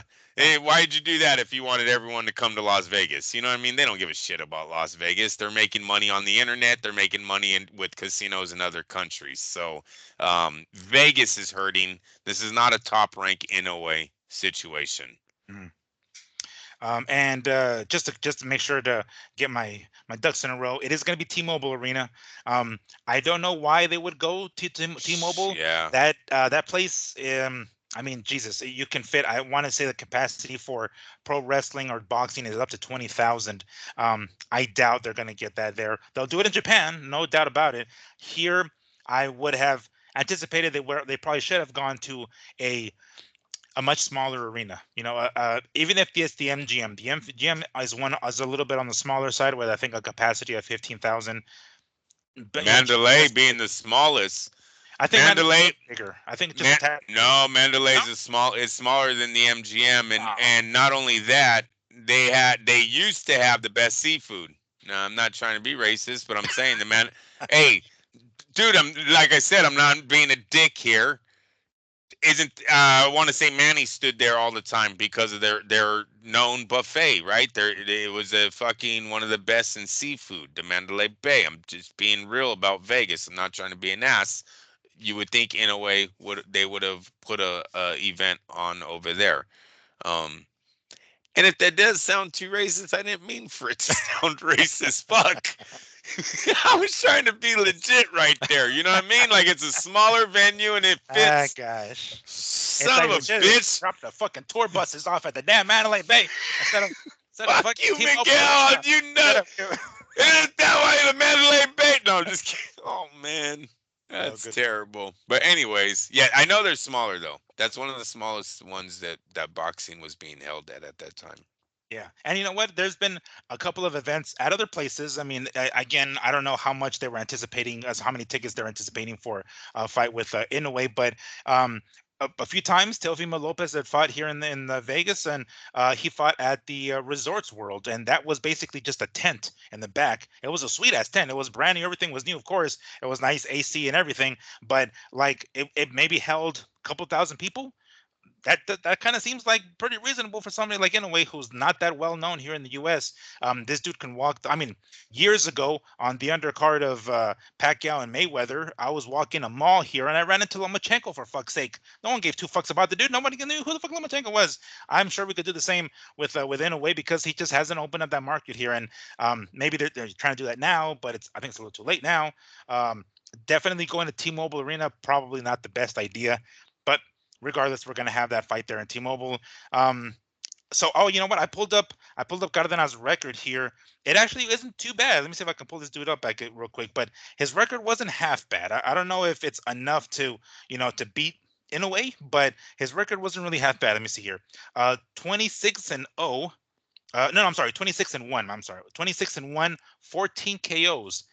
That's not bad. I mean, I don't know because this is one of the things I don't like about BoxRec. It doesn't let you know what weight class they fought in the past. Like when I pull it up here, it just says unless they fought for like a belt or something like that. But otherwise, it doesn't specify what class. So I don't know if maybe he's been at 122 longer than Inoue, because that's kind of usually the indications when you put up a guy like Inoue against somebody.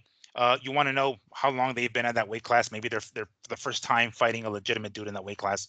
Uh, BoxRec doesn't let you know that for whatever the fuck reason, unless there's a belt, and it'll just say what weight class the guy currently fights in. But 26 and 1, 14 KOs. Not too bad of a record, huh? Yeah, no, not too bad of a record. Anyways, also moving up. I know it was two fights ago he was dropped by Luis Neri, but still was dropped while he was moving up in weight, right? So it made you feel like maybe he was maxing out on his weight limit. So there's that angle, but no, this is a fight that I will not be would not bet against. I'm gonna go with the Inoue here by stoppage. He's still fairly young.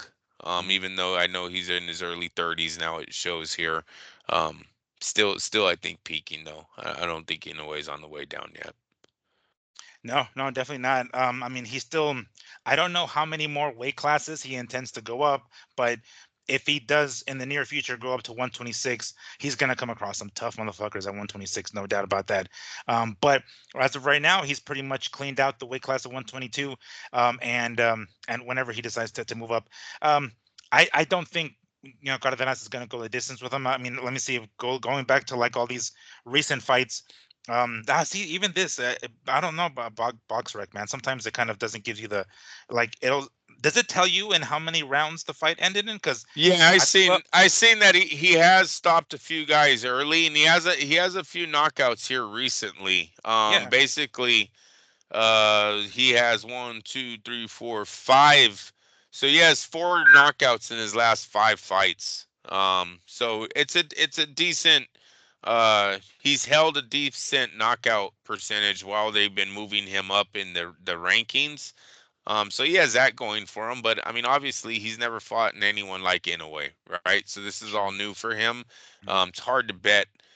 It's hard to just bet on power because it's a little bit more than just power that you need when you're a rookie. Now you could bet on power when it's a veteran, right? When it's an ex-champ, a legend, when it's Manny fucking Pacquiao.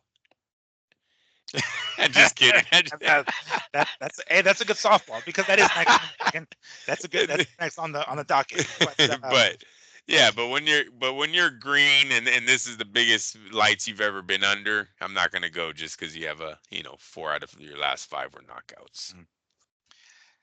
very understandable. All right. Well, does it does it give Cardenas any more of a chance in your mind because he has Joel Diaz in his corner to any degree? Well, yeah, I mean he's got a decent trainer, right? Experienced trainer.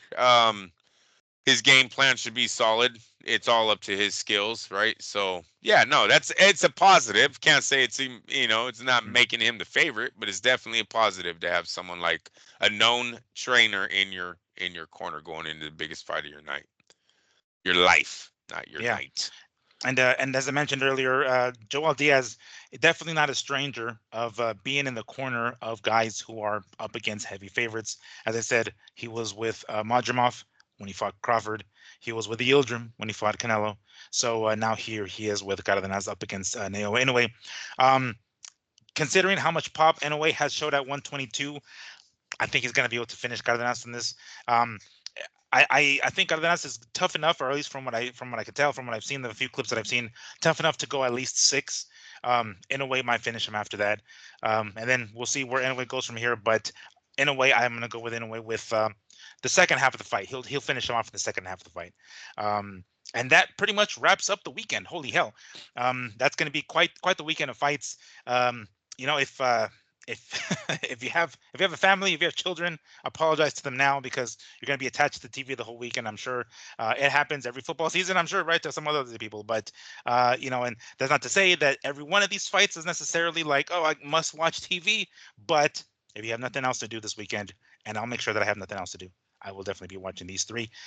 Cinco de Mayo weekend. We're gonna have quite an array of nationalities fighting on Cinco de Mayo weekend, so that's gonna be something.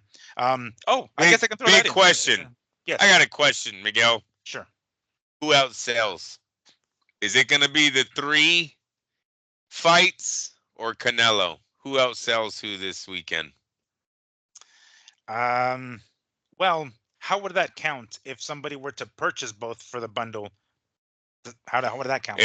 It counts for a win for Canelo, in my opinion. If Mm, Canelo gets people to buy his pay-per-view while they're still buying the Friday night one, Canelo's the face of boxing.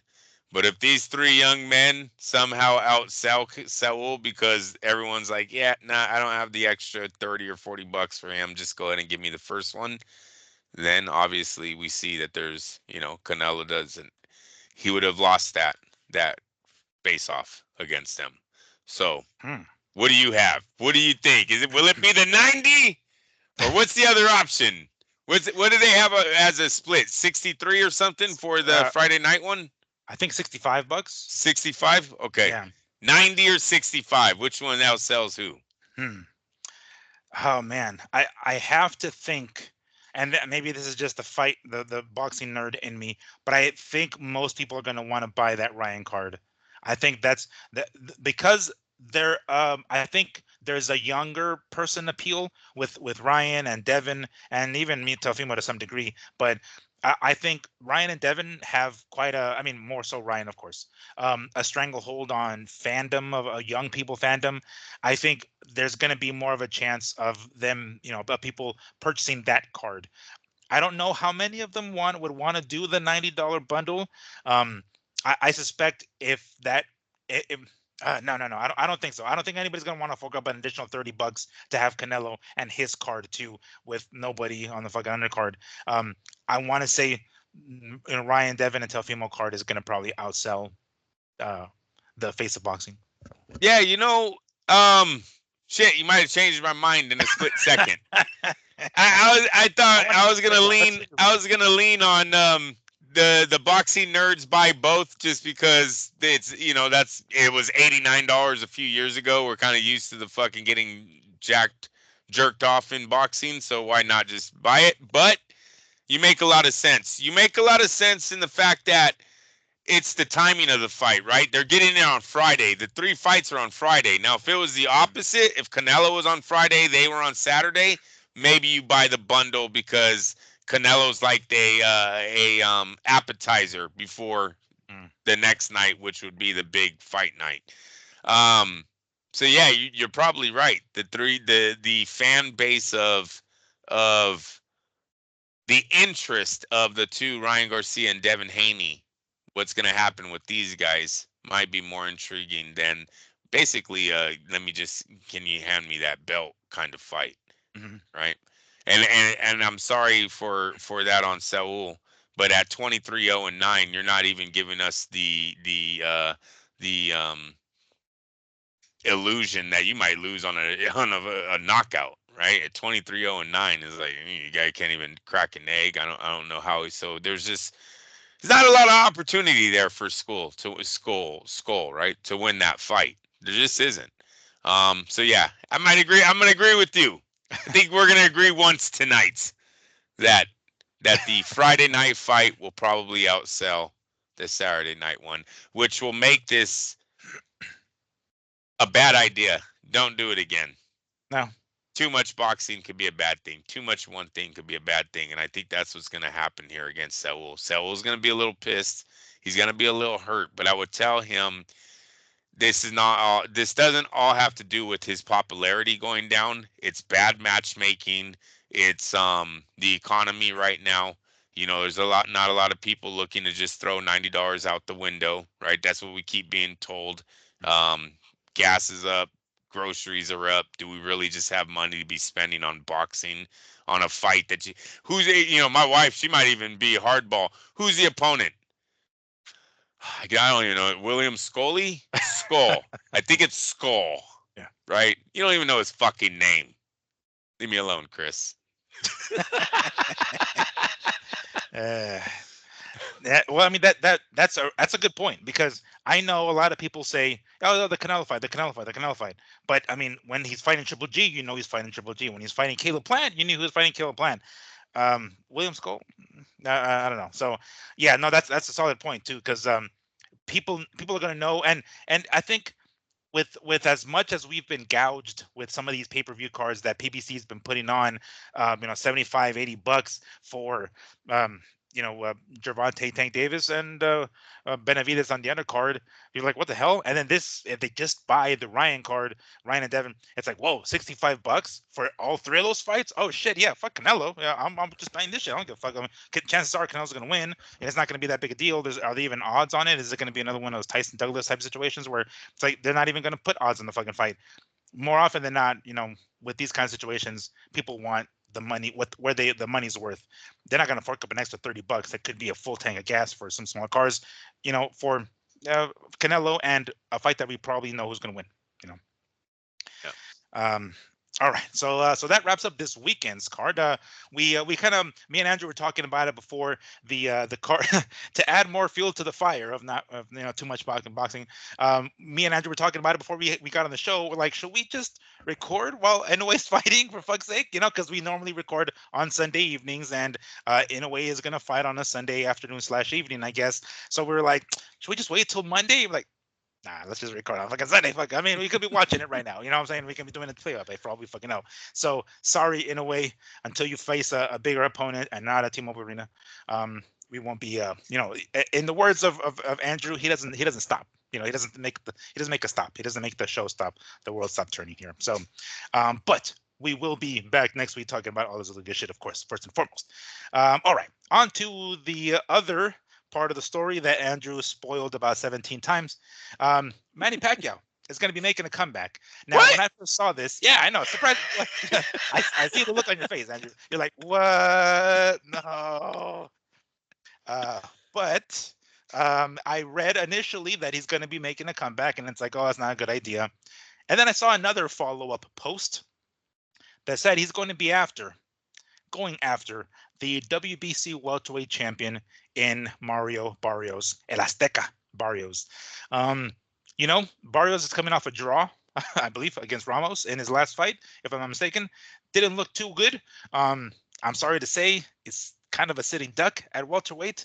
And who's going to come in to save the day of the welterweight division? But the former lineal champion of the weight class, I think he was at one time, Manny Pacquiao. So that definitely adds a much different flavor to some of the other fights that we were mentioning earlier with the soon to be pretty stacked, once again, welterweight division. So, Andrew, I guess let me ask you this first. Before it was announced that we're going to have Pacquiao and Barrios, which, by the way, let me go ahead and bring up the post that I read on here. Okay, this is from Instagram. I saw it on Instagram. Manny Pacquiao versus Mario Barrios is reportedly a done deal. Fight will be on July 19th or July 26th in Las Vegas or San Antonio. It is going to be non-pay-per-view, televised for free to existing Amazon Prime subscribers, which I guess is more of a PBC type of deal, right? Because they have the deal with Amazon. So before I initially read that it was just going to be Manny Pacquiao returning, I'm like, oh gosh. Then I read that it was going to be against Mario Barrios. So, Andrew, what was your first initial reaction to him making a comeback? Not yet with Barrios, but him making a comeback first. It's look, we always talk about the welterweight division never really had a passing of the torch. Mm. If Manny can make one more run, basically like a De La Hoya run, right, where you win a few comeback fights, set up a huge fight with one of the other champions, lose that one, we all move on with our lives. De La Hoya was able to do it a few times. Gave him good paydays at the end. Took all defeats, but it helped move on boxing, right? And made Floyd a superstar. Really, Floyd was not Money Mayweather until he beats Oscar De La Hoya. And he was a favorite 4-1, 4.5-1 that night. So it wasn't like the public hella thought Oscar was going to win that fight. It still makes Floyd a money man, right? It still makes him a superstar. And that's sort of what we need Manny to do here. And unfortunately for Barrios, that's from Barrios not winning that fight. we need Manny to come back and put the work on Barrios and get that belt from him. If we could put the WBC strap on Manny one more time in a legit way, what a big fight that he would have lined up. I mean, you're looking at it, let's just say Ryan Garcia is the real deal and destroys Devin Haney one more time. Can you imagine the money that him and a Manny Pacquiao unification match, even though the belts were all fucking cheesy as shit to get there? Can you? And this is why the organizations put belts on guys. This is why some of boxing is carried the way it is, right? Because it works. At the end, they probably, when you're behind doors, they probably use that term, trust the process a lot, right? When they're talking to these promoters and they're going, you can't fucking do that. Trust the process. I guarantee you in a year from now, your man will be making $1 million. And then here we are talking about Manny Pacquiao and Ryan Garcia fighting for the 2 titles, making big money. And they would absolutely make big money.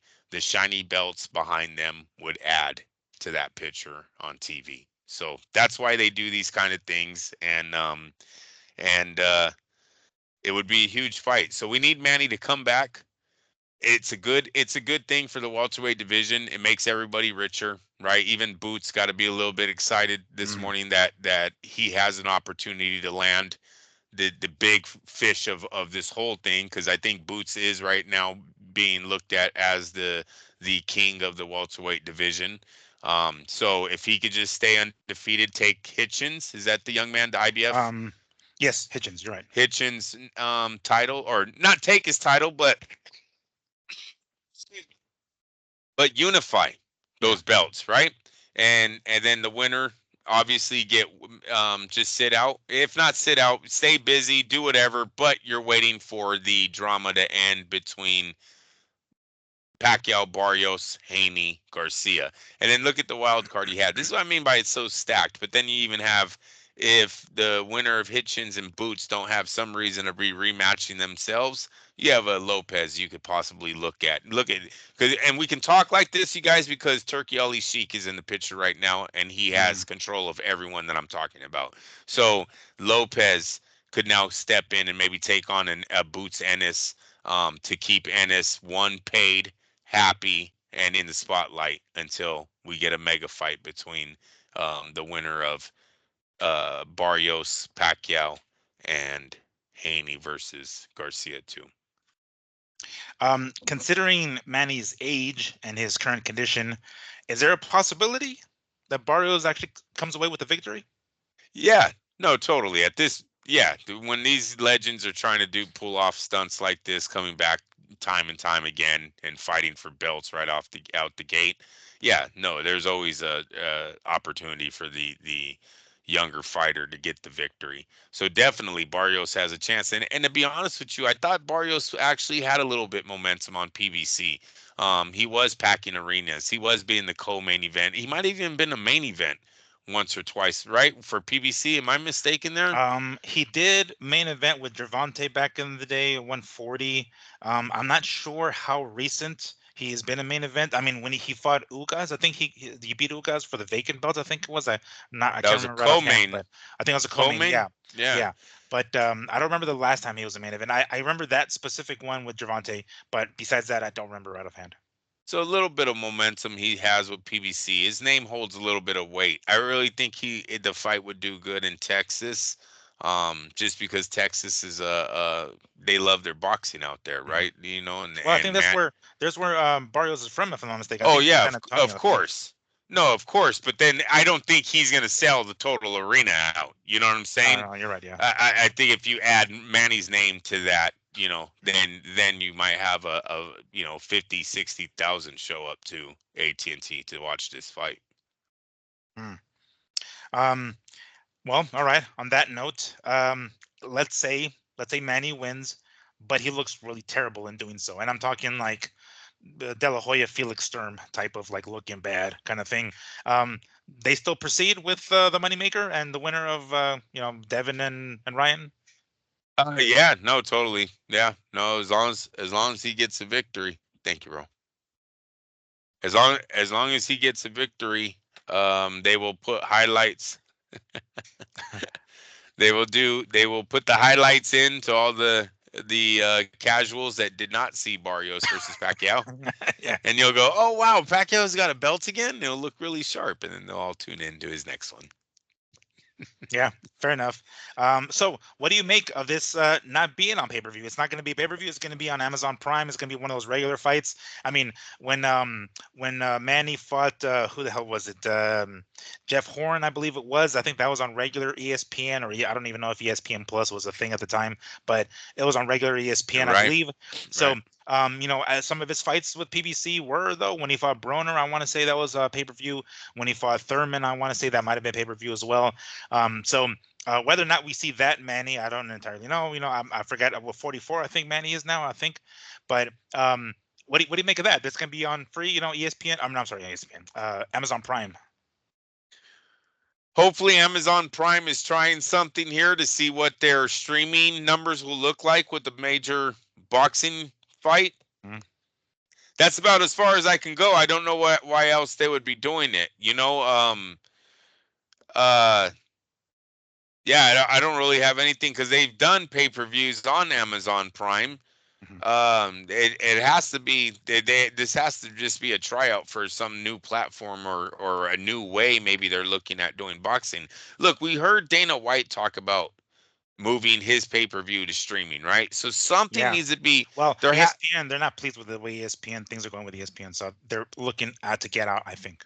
Yeah, but to move on to like Netflix or something Oh, like that, yes, correct? yes. To Also, get yeah, streaming. change their pay-per-view model. That's how they said it. Yeah. Exactly. So maybe something's happening behind the scenes that we don't know about, right? Mhm. Where like the streaming platforms really want to get into combat sports, no matter if it's boxing or MMA.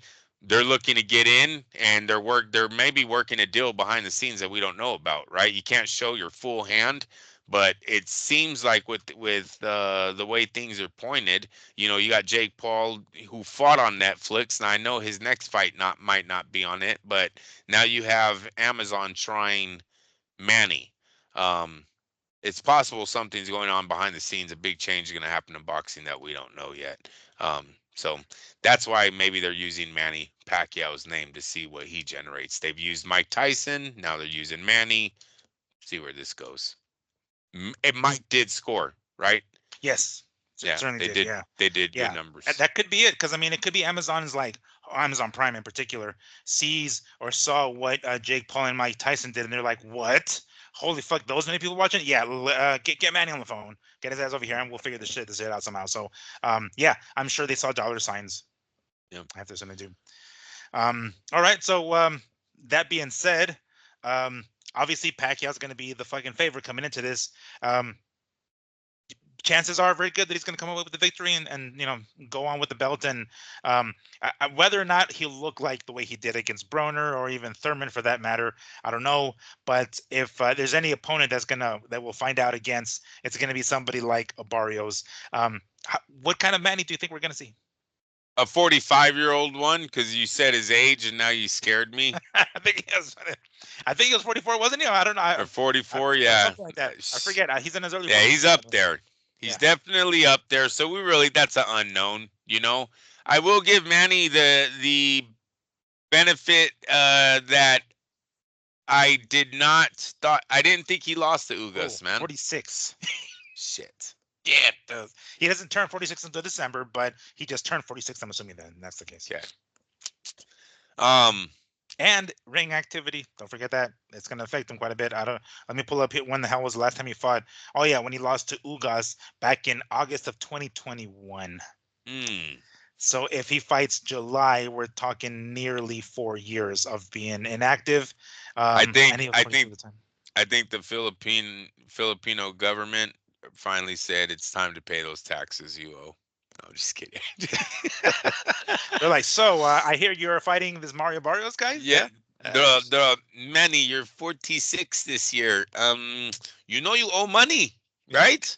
You might want to not wait too much longer. It's like, all Yes. right, I'll go back to work.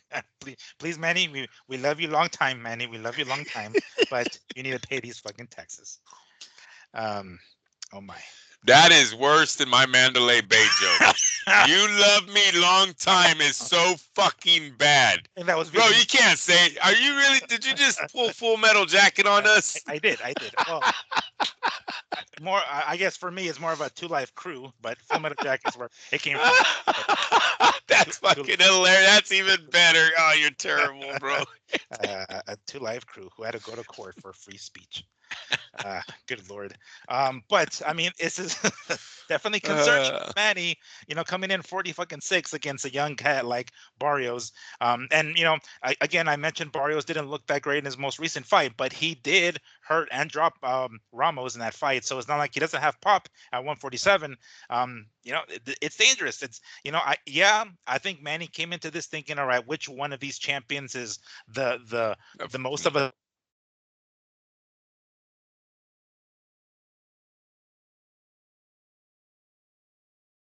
can think here, but anyway, sorry, did I freeze here real quick? My bad. yeah, you But did. You froze, but you're back.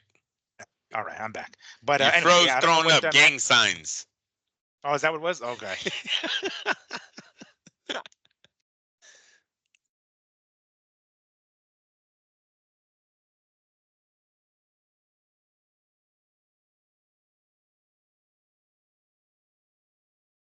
You're back. Did I forget?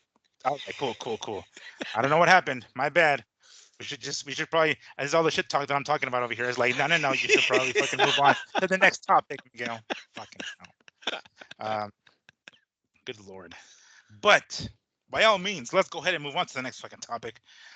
So listen to this, right? This is last week we were talking about this, and we're kind of bringing this back with this card coming up in July with Shakur Stevenson and William Cepeda, and then Edgar Berlanga and Hamzah Sheeraz. We didn't know at the time, who was going to be the main event, who was going to be the co-main event.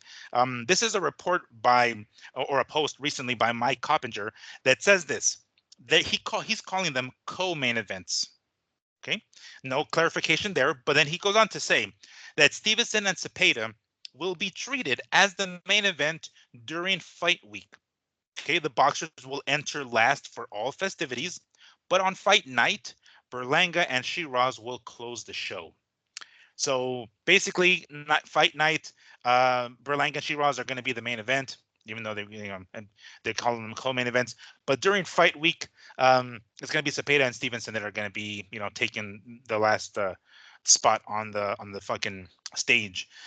It says the card. The card features boxers representing 8 nations and will take place on the eve of FIFA Club World Cup final later this year. So. Okay, we got a little bit more clarification there. Seems like they're trying to please everybody, trying to placate everybody. Is it a case where they're just trying to please everybody and they're going to end up pleasing nobody? No, I think it's a good move for Turkey, who's trying to get Shiraz known in America. I think he's setting up that young man to take on Canelo here as one of Canelo's last fights with the Riyadh season contract, so that he could have a passing of the torch over to Shiraz. Only if Shiraz is up for it. I'm not talking fixed. I'm not talking, a setup here. I'm talking a legit shot at the face of boxing because you think your young prospect is the guy. So they're going to use Cepeda and Shakur the whole fight week as a main event, get all the publicity, got to get all the eyeballs on the fight. All the fight fans want to see it. And then on fight night, the main event will have his guy walk out first. I got to tell you, Miguel, and me and you both know this, being a Chavez fan, it does not bother the Chavez fan that Mike Tyson fought next after Chavez on some of those cards. And this is what Canelo has going for him against him on that Saturday next week is I seen a lot of times my uncles or family members would just walk away after Chavez was done because they knew Tyson was going to win, or they're watching, but they're half-ass watching. You know what I mean? You hear them more talking than it's like, hey, the round's on. No, Yeah. We're not watching the round anymore. We're just going to bullshit. And when the Chavez fight, everyone's like this on the TV. Right. Yeah. Quiet as hell, counting, looking at every punch. So that's what Cepeda and Shakur have going for them. Even though they're the co-main event, I think a lot of their fans will take that fight as the main event. Hopefully they watch the main event, but if they don't, it's not a knock. It's not a knock on them that they're the co. We've seen this before in boxing, and you will be treated as a main event amongst your own fan base. All right. And what do you think of that? Like, do you think that's the right choice? Because, I mean, for me, the bigger fight is Cepeda and Shakur, not no fucking Berlanga and Shiraz. But they're going to go with that being the main event, Shiraz and Berlanga, I'm saying. Did they make the right choice there? Yes, I do think it works because Cepeda and Shakur have a fan base established already. So their eyeballs will be on that fight.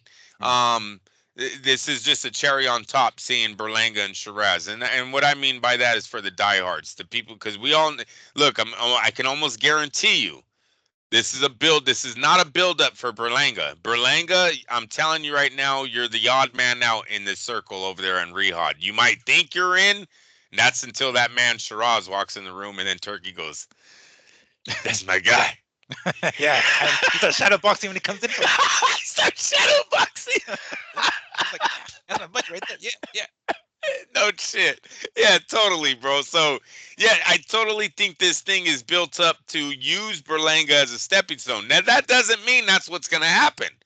Sheeraz might be something dream that Turkey thought up in his head, and in real life he gets wiped out.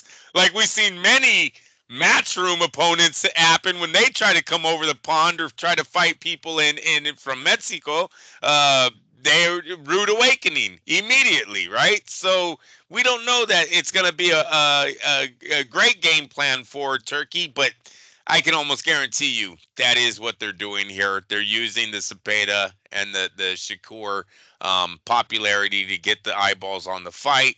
And then on the showtime, on the main event, the night of the fight, they will give these guys the floor to so everyone can go, hey, who's this guy Shiraz? And then so pray that he pulls off the upset on Berlanga. All right, fair enough. Um, so on that subject, and then I'm talking about the subject of one Shakur Stevenson. We did report last week, and this is like it was literally breaking news because as I was, going towards the end of the show, every so often I pull up some Instagram stuff, and I'm like, all right, well, anything else happened in the meantime while we were recording? And sure enough, it was reported that Shakur Stevenson has officially left Matchroom. Apparently, there was some sort of deal, as I understood it then, at least, that it was a two-fight deal with Matchroom, and basically after the first fight, they were able to either amicably split or continue on to the second fight of the deal. That was supposedly part of the contract. Well, it was said at that time that Shakur decided to exercise his right to book it. So he's bolting it. He said, "Fuck this. We're done with this." And the first fight that was supposed to have been against Schofield went to shit. Right? They brought the other gentleman, the plumber or what the hell he was. I forgot what he was. And electrician. I think he was electrician. Yeah. There we go. So Shakur, got the victory and kept his WBC lightweight title. And recently, when Eddie Hearn was asked about it, and he basically said, "Nah, brah, rubbish. That shit ain't fucking true." Let me go ahead and read this quote from one Eddie Hearn. He says, "We have a two-fight deal, and Turkey Al Sheikh are saying like we have it and with Turkey, and that's it." All right. So after the Cepeda fight, I don't know what's going to happen. Hopefully, we have the rest of his career with that right after Cepeda, but we'll see what happens after that. So he's making it abundantly clear that everything that we've heard, in the internet on the internet from different media outlets has been fake news, pretty much, and that's not true. Apparently, Matchroom still has a deal with Shakur, and it's a two-fight deal. And after this fight with Cepeda is when Shakur is going to be a free agent. However, that's not what we heard last week. But I mean, we don't know. We hear what we hear. We read what we read. And when we hear it directly from the horse's mouth, in this case, Eddie Hearn, he said, "Nah, dude, that's not how it works. That's all fake news. I'm telling you right now, we have a two-fight deal with him. The second fight being with Cepeda. After that, who the fuck knows? And maybe we'll do it again. Re-sign or renew or whatever. But don't listen to what they're saying. So far, our deal is still in place." Andrew, what do you think about this misinformation? Well, we thought that when Oscar was telling us Munguia was still under Golden Boy. And then Munguia continued to fight under Top Rank and never went back to Golden Boys. So I don't know who to believe here. Mm-hmm. What it does sound like, though, is okay. So Eddie Hearn's right, and the Cepeda deal, the fight is still under Matchroom banner. Yes. Doesn't mean that DeBella isn't in on the next fight. Mm. You know what I'm saying? So it could be both of them could be telling the truth. Eddie's could just be trying to kind of cover up the fact that his fighter has already told him, "I'm leaving you. You don't even have a shot at re-signing me. I've signed with DeBella." So. All right. And when we heard it last week, it was basically just what media outlets and media news were saying. But now we're hearing it directly from Eddie saying, no. Should we believe him? I guess. Well, like I said, he could be telling the truth as the Cepeda fight is under Matchroom still. Not Oscar, mind you. He's not Oscar. Yeah, no, and he could be telling the truth, but he doesn't want to tell the whole truth where he would go, "No, the Cepeda fight is still under us, but yeah, security told me I'm fucking out. I was fired." Because now they're both telling the truth, right? He's still under Matchroom for this fight, but you're gone on my next fight. So I don't know who to believe because I'm serious. I really thought De La Hoya and them had Munguia under contract. They seemed pretty confident they had him under contract, and that was not the case as Munguia has been fighting under Top Rank ever since. So um, I'm going to lean that Shakur. I'm going to lean that both of them are telling the truth. He's fighting one more fight under Matchroom, and then he's leaving. So both of the guys were telling the truth there. Could this be? Let me see. How can I word it? Too much distraction for Shakur going into what is possibly the biggest fight of his career to date. And I'm not saying big as far as like, I don't mean big as far as high profile per se, but probably one of the most dangerous opponents, at least at lightweight with Cepeda. Could this be a distraction? Like knowing I said something online. Now we're kind of going back and forth between him saying, no, no, no, I'm out. And Eddie Hearn saying like, no, no, bro, we still got the deal. And then that kind of distraction before a major fight with Cepeda, could it be? Do you think Shakur is mature enough to just let that shit aside? It's a distraction it's a distraction if Cepeda was signed under Matchroom and was an Eddie Hearn fighter. But because he's a Golden Boy guy, this is still Matchroom versus Golden Boy, and I Mhm. think Eddie has to be on Shakur's side so he gets the victory and Matchroom doesn't have to be embarrassed by Oscar and all, just losing again. So he's kind of stuck in a rock and a hard place, right? He knows he's going to lose Shakur, but he obviously can't. He's not going to go, hey, let's take this fight from him. So I I don't was just win. gonna ask you that. I mean, he did put Berlanga as a co-main event for fuck's sake. Like He did, but he put it's him in with the fucking guy that 10 years out of the slammer, right? So obviously he put him in to win that oh shit, fight and he's still. putting here as I just realized he's putting him here as co-main event too. Technically, on the fight night. I mean, Yeah, true, true. wow. So at least Shakur has that going from him. As far as nobody's gonna rip him off or fix the fight on the scorecards, Mhm. I will say distraction for Shakur.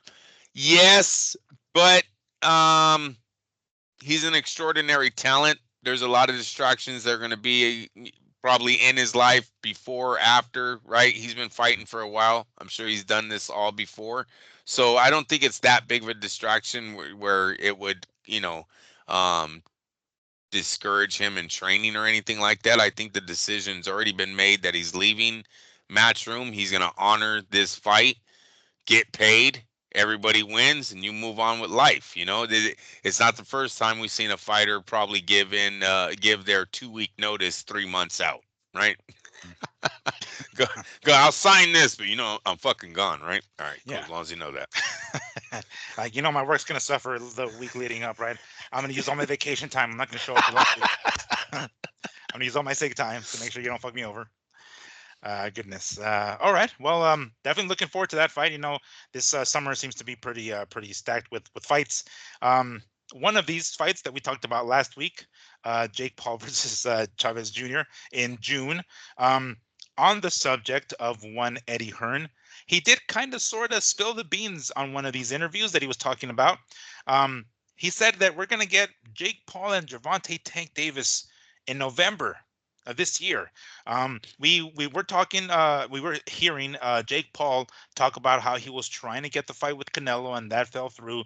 He even went as far as to just say that he was trying to get an exhibition fight. I think he said exhibition. I don't remember if he said that specifically, but trying to get a fight with Gervonta Davis, and that fell through. And now we have his fight here with Chavez Jr. But apparently, there seems to still be some sort of something in the works for a fight with Gervonta Tank Davis in November. And we haven't heard it from Tank. We haven't heard it from Jake Paul himself. But Eddie Hearn said that Eddie Hearn doesn't promote any one of these motherfuckers, so I don't know how he would know. But he flat out said it, and he said it so nonchalantly and basically in passing. He was talking about, I'm not sure if he was even talking about Jake Paul during that interview, but he's like, so yada yada yada, and Jake Paul has Gervonta in November, and we're like, what the fuck, where the hell did this come from? So he kind of said it very nonchalantly in passing. um is this true? Do you think this is really going to happen in fucking November? I really hope not. I mean, how do you go from fighting Mike Tyson to Tank? Gervonta Davis. I'm not even gonna call him Tank because he wouldn't be a tank in that fight. A Tonka toy tank, maybe. Tonka, yes. That's going to be great, especially with the signs right on top of that, like his shirt. How he's not even going to be on even footing with somebody like fucking Jake Paul. He's going to be a Tonka toy, basically. Yeah, that. I mean, I'm sure it's going to be, if it does happen, some sort of exhibition fight where they use fucking 12-ounce gloves or some stupid shit like that, like a sparring session. But God, what I don't know, man. I mean, how long can I mean?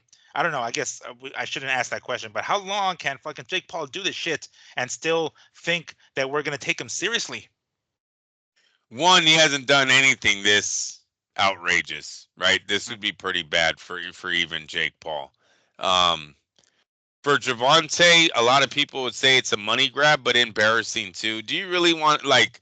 I can see like Jake Paul picking him up during the fight just to make him look dumb, Under right? his armpits, like just a tad. Yeah. Maybe like a Yes, like finger, literally try to bear hug him, lift him up, carry him around the ring. or like And get him in his fucking headlock and like rub his forehead like he's got a little, little brother or something. Oh gosh. I hope he doesn't, but I would be nervous that he would start doing stuff like that, just to make Javante look stupid. And it's just a fight I have no interest in. No, bro. I hope this does not happen.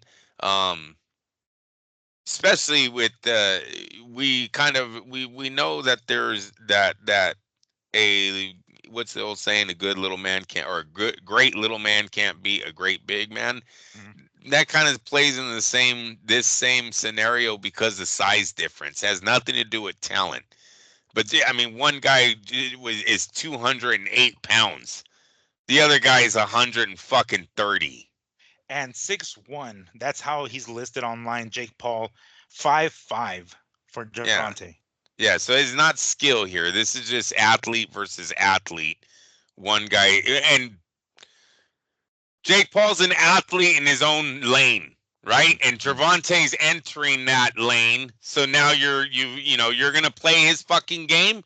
Well, he's gonna be an athlete. However he gets there, he's an athlete when he's in his own lane. And yeah, I would not want to see that fight. That looks like it'd be a whole bunch of bullshit. It definitely sounds like it's going to be a whole bunch of bullshit. When Jake Paul initially said that, I was like, "Oh God, I'm so fucking happy it didn't happen." And then I hear Eddie Hearn say, "Like, oh yeah, that fight's going to happen in November." He even went as far as to say November for fuck's sake. So that's like, Yeah. it's one thing to to just say it. It's another to actually give us some sort of time frame or timeline as to when we expect to see that. I can't even picture what like I mean, I has to be an exhibition, obviously, because there's no fucking way any sanctioning body is even going to allow this to happen under regular boxing rules. Um, that means maybe there isn't even going to be a weigh-in. Are we going to have a fucking weigh-in? Like, it doesn't matter what they weigh in; they're just going to hop on the scale and be like, whatever weight I am. Or is Gervonta going to try to have some sort of rehydration clause or weight clause and be like, no, no, you can't be over 195 pounds or whatever the fuck? I mean, I don't know. Just the possibilities are so fucking stupid. I'm not even sure Can what. a I, you know can a horse jockey play, shortstop in baseball or right left field in baseball? That's kind of what we're talking about here because of the size Mhm. of Gervonta. Yes, Gervonta's a big puncher at 130 pounds when you put other 130-pound guys in front of him.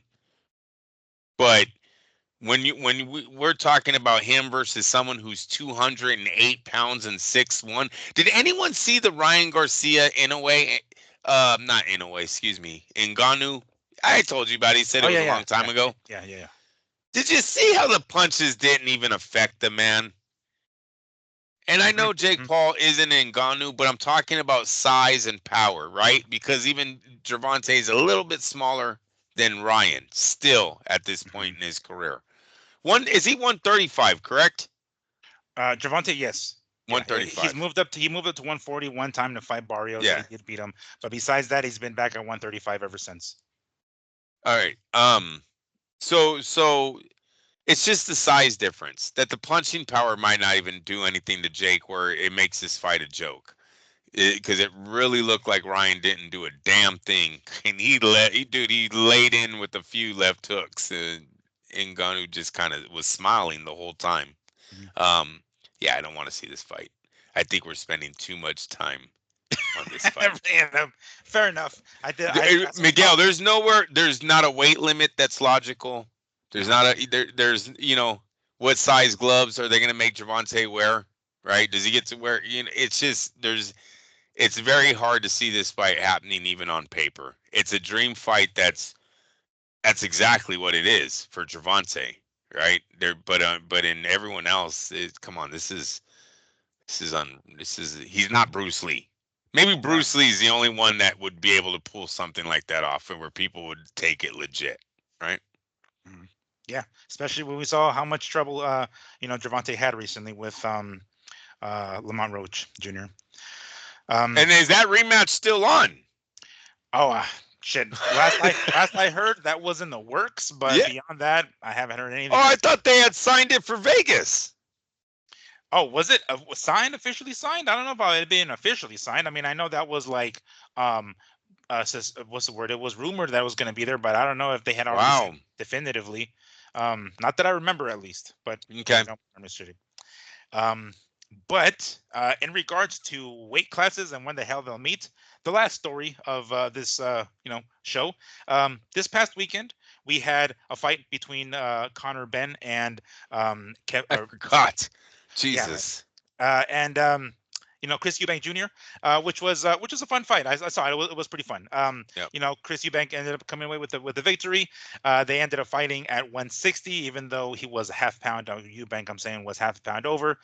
He had to fork up X amount of cash, and the fight went through anyway. Obvious. It Which was was pretty obvious. bullshit. Yeah, it was total bullshit. Yeah, it was. It was. Um, but Chris Eubank got away with the victory, right? And they had one of the judges, two judges had it 116, 112. Seemed a little wider than I probably would have had it on my card. I wasn't scoring or anything, but it did seem a little wide. Maybe 115, 113, a little more like it.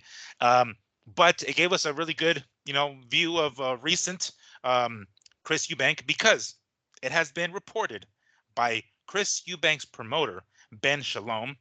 He has stated that after a likely Conor Ben rematch, a Canelo versus Eubank fight is possible for February 2026. Canelo has always wanted a fight in the UK. According to this post, it's a mismatch, but a great business move. Um, is that the fourth opponent that we're gonna have for Canelo? We already got Skull, we got Crawford, maybe Bivol rematch. Maybe Bivol rematch will be the last fight of the card. I mean, of his four-fight deal with Turkey Al Sheikh. But February 26th will be the third fight. Chris Eubank, huh? That's what we're looking at for his last four final fucking historic fights. We got Skull and It'll Eubank. be it's gonna be Skull. It's gonna be look, Eubank or Crawford, Skull, Crawford. Eubank gets this fight if they do another 67,000. He definitely will get the fight with Canelo. So it'll be, and then it's gonna be Shiraz, bro. Mm, If Shiraz beats okay. um Berlanga, I think Turkey's gonna work that fight into Canelo's last four for his contract. Um, so those yes, and Canelo will have this is why Canelo signed with him and not with Benavides. He probably when they mapped out this little map of who could possibly be his opponents, Mm. him and Reynoso probably went to the bar laughing their asses off and signed another 500 million on top of all the white boys DAZN offered them for 350 or 64 million dollars. They're like, "What? There's a lot of white guys on that paper." Okay, we could do this. And then he Mhm. went over to Turkey and he's like, "Yeah, man, we want you to fight the welterweight guy." And then Chris Eubank, and he's like, "Oh shit, some big money here." Easy, Yeah. easy decision for them. And it kind of checks some of the boxes that Canelo wants, sort of as a what's the word, a bucket list, I guess, of his boxing career. He's gonna fight in Saudi Arabia, right? He's never done that before. He's probably gonna go to the UK for something like this, which I mean, I think was it when he fought who the hell was it? No. When he fought Saunders, it was in San Antonio. What stadium was that? I'm trying to think if he has fought in the UK. Maybe when he fought Callum Smith, I don't remember right offhand. But I have to assume he's fought in the UK before. I don't remember, but I'll have to look it up. But he, like I said here, Canelo has always wanted to fight in the UK. So this is making it sound like he hasn't. Maybe all those fights I just mentioned weren't in the UK. But so I don't that's remember been the case, him. I don't no? remember him being because there would be a lot of photo shoots, right? He would have been all over the UK. I think we would have remembered him Mm, at something, doing mm. something. I don't remember him being out there. I also remember them wanting to take him to Ireland. I don't know if you remember that little angle they had on his. Uh, Cause remember they had reached his grandfather's DNA from Mexico, realized he was Irish. They wanted to take him back. So there was that little talk going on about Canelo before the law. I forgot what loss. It might have been Mayweather.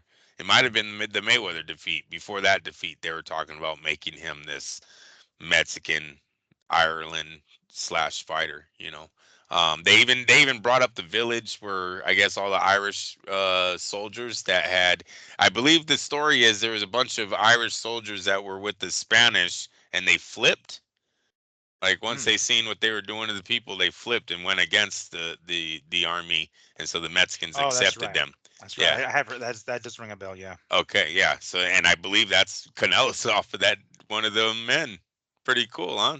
Yeah. So That's pretty nuts. I mean, it would make sense if that's the. Can you imagine that? As ginger as he is, that'd be a crazy story, huh? yeah, Um, I mean, that's man, love. That's yeah, love. or lust. He was Uh, no, that's love, lust. dude. They Oh, turned their dad. They turned their whole fucking colors. It's like, you know what? You guys are hurting the pretty girls over here. Don't start yeah. shooting back.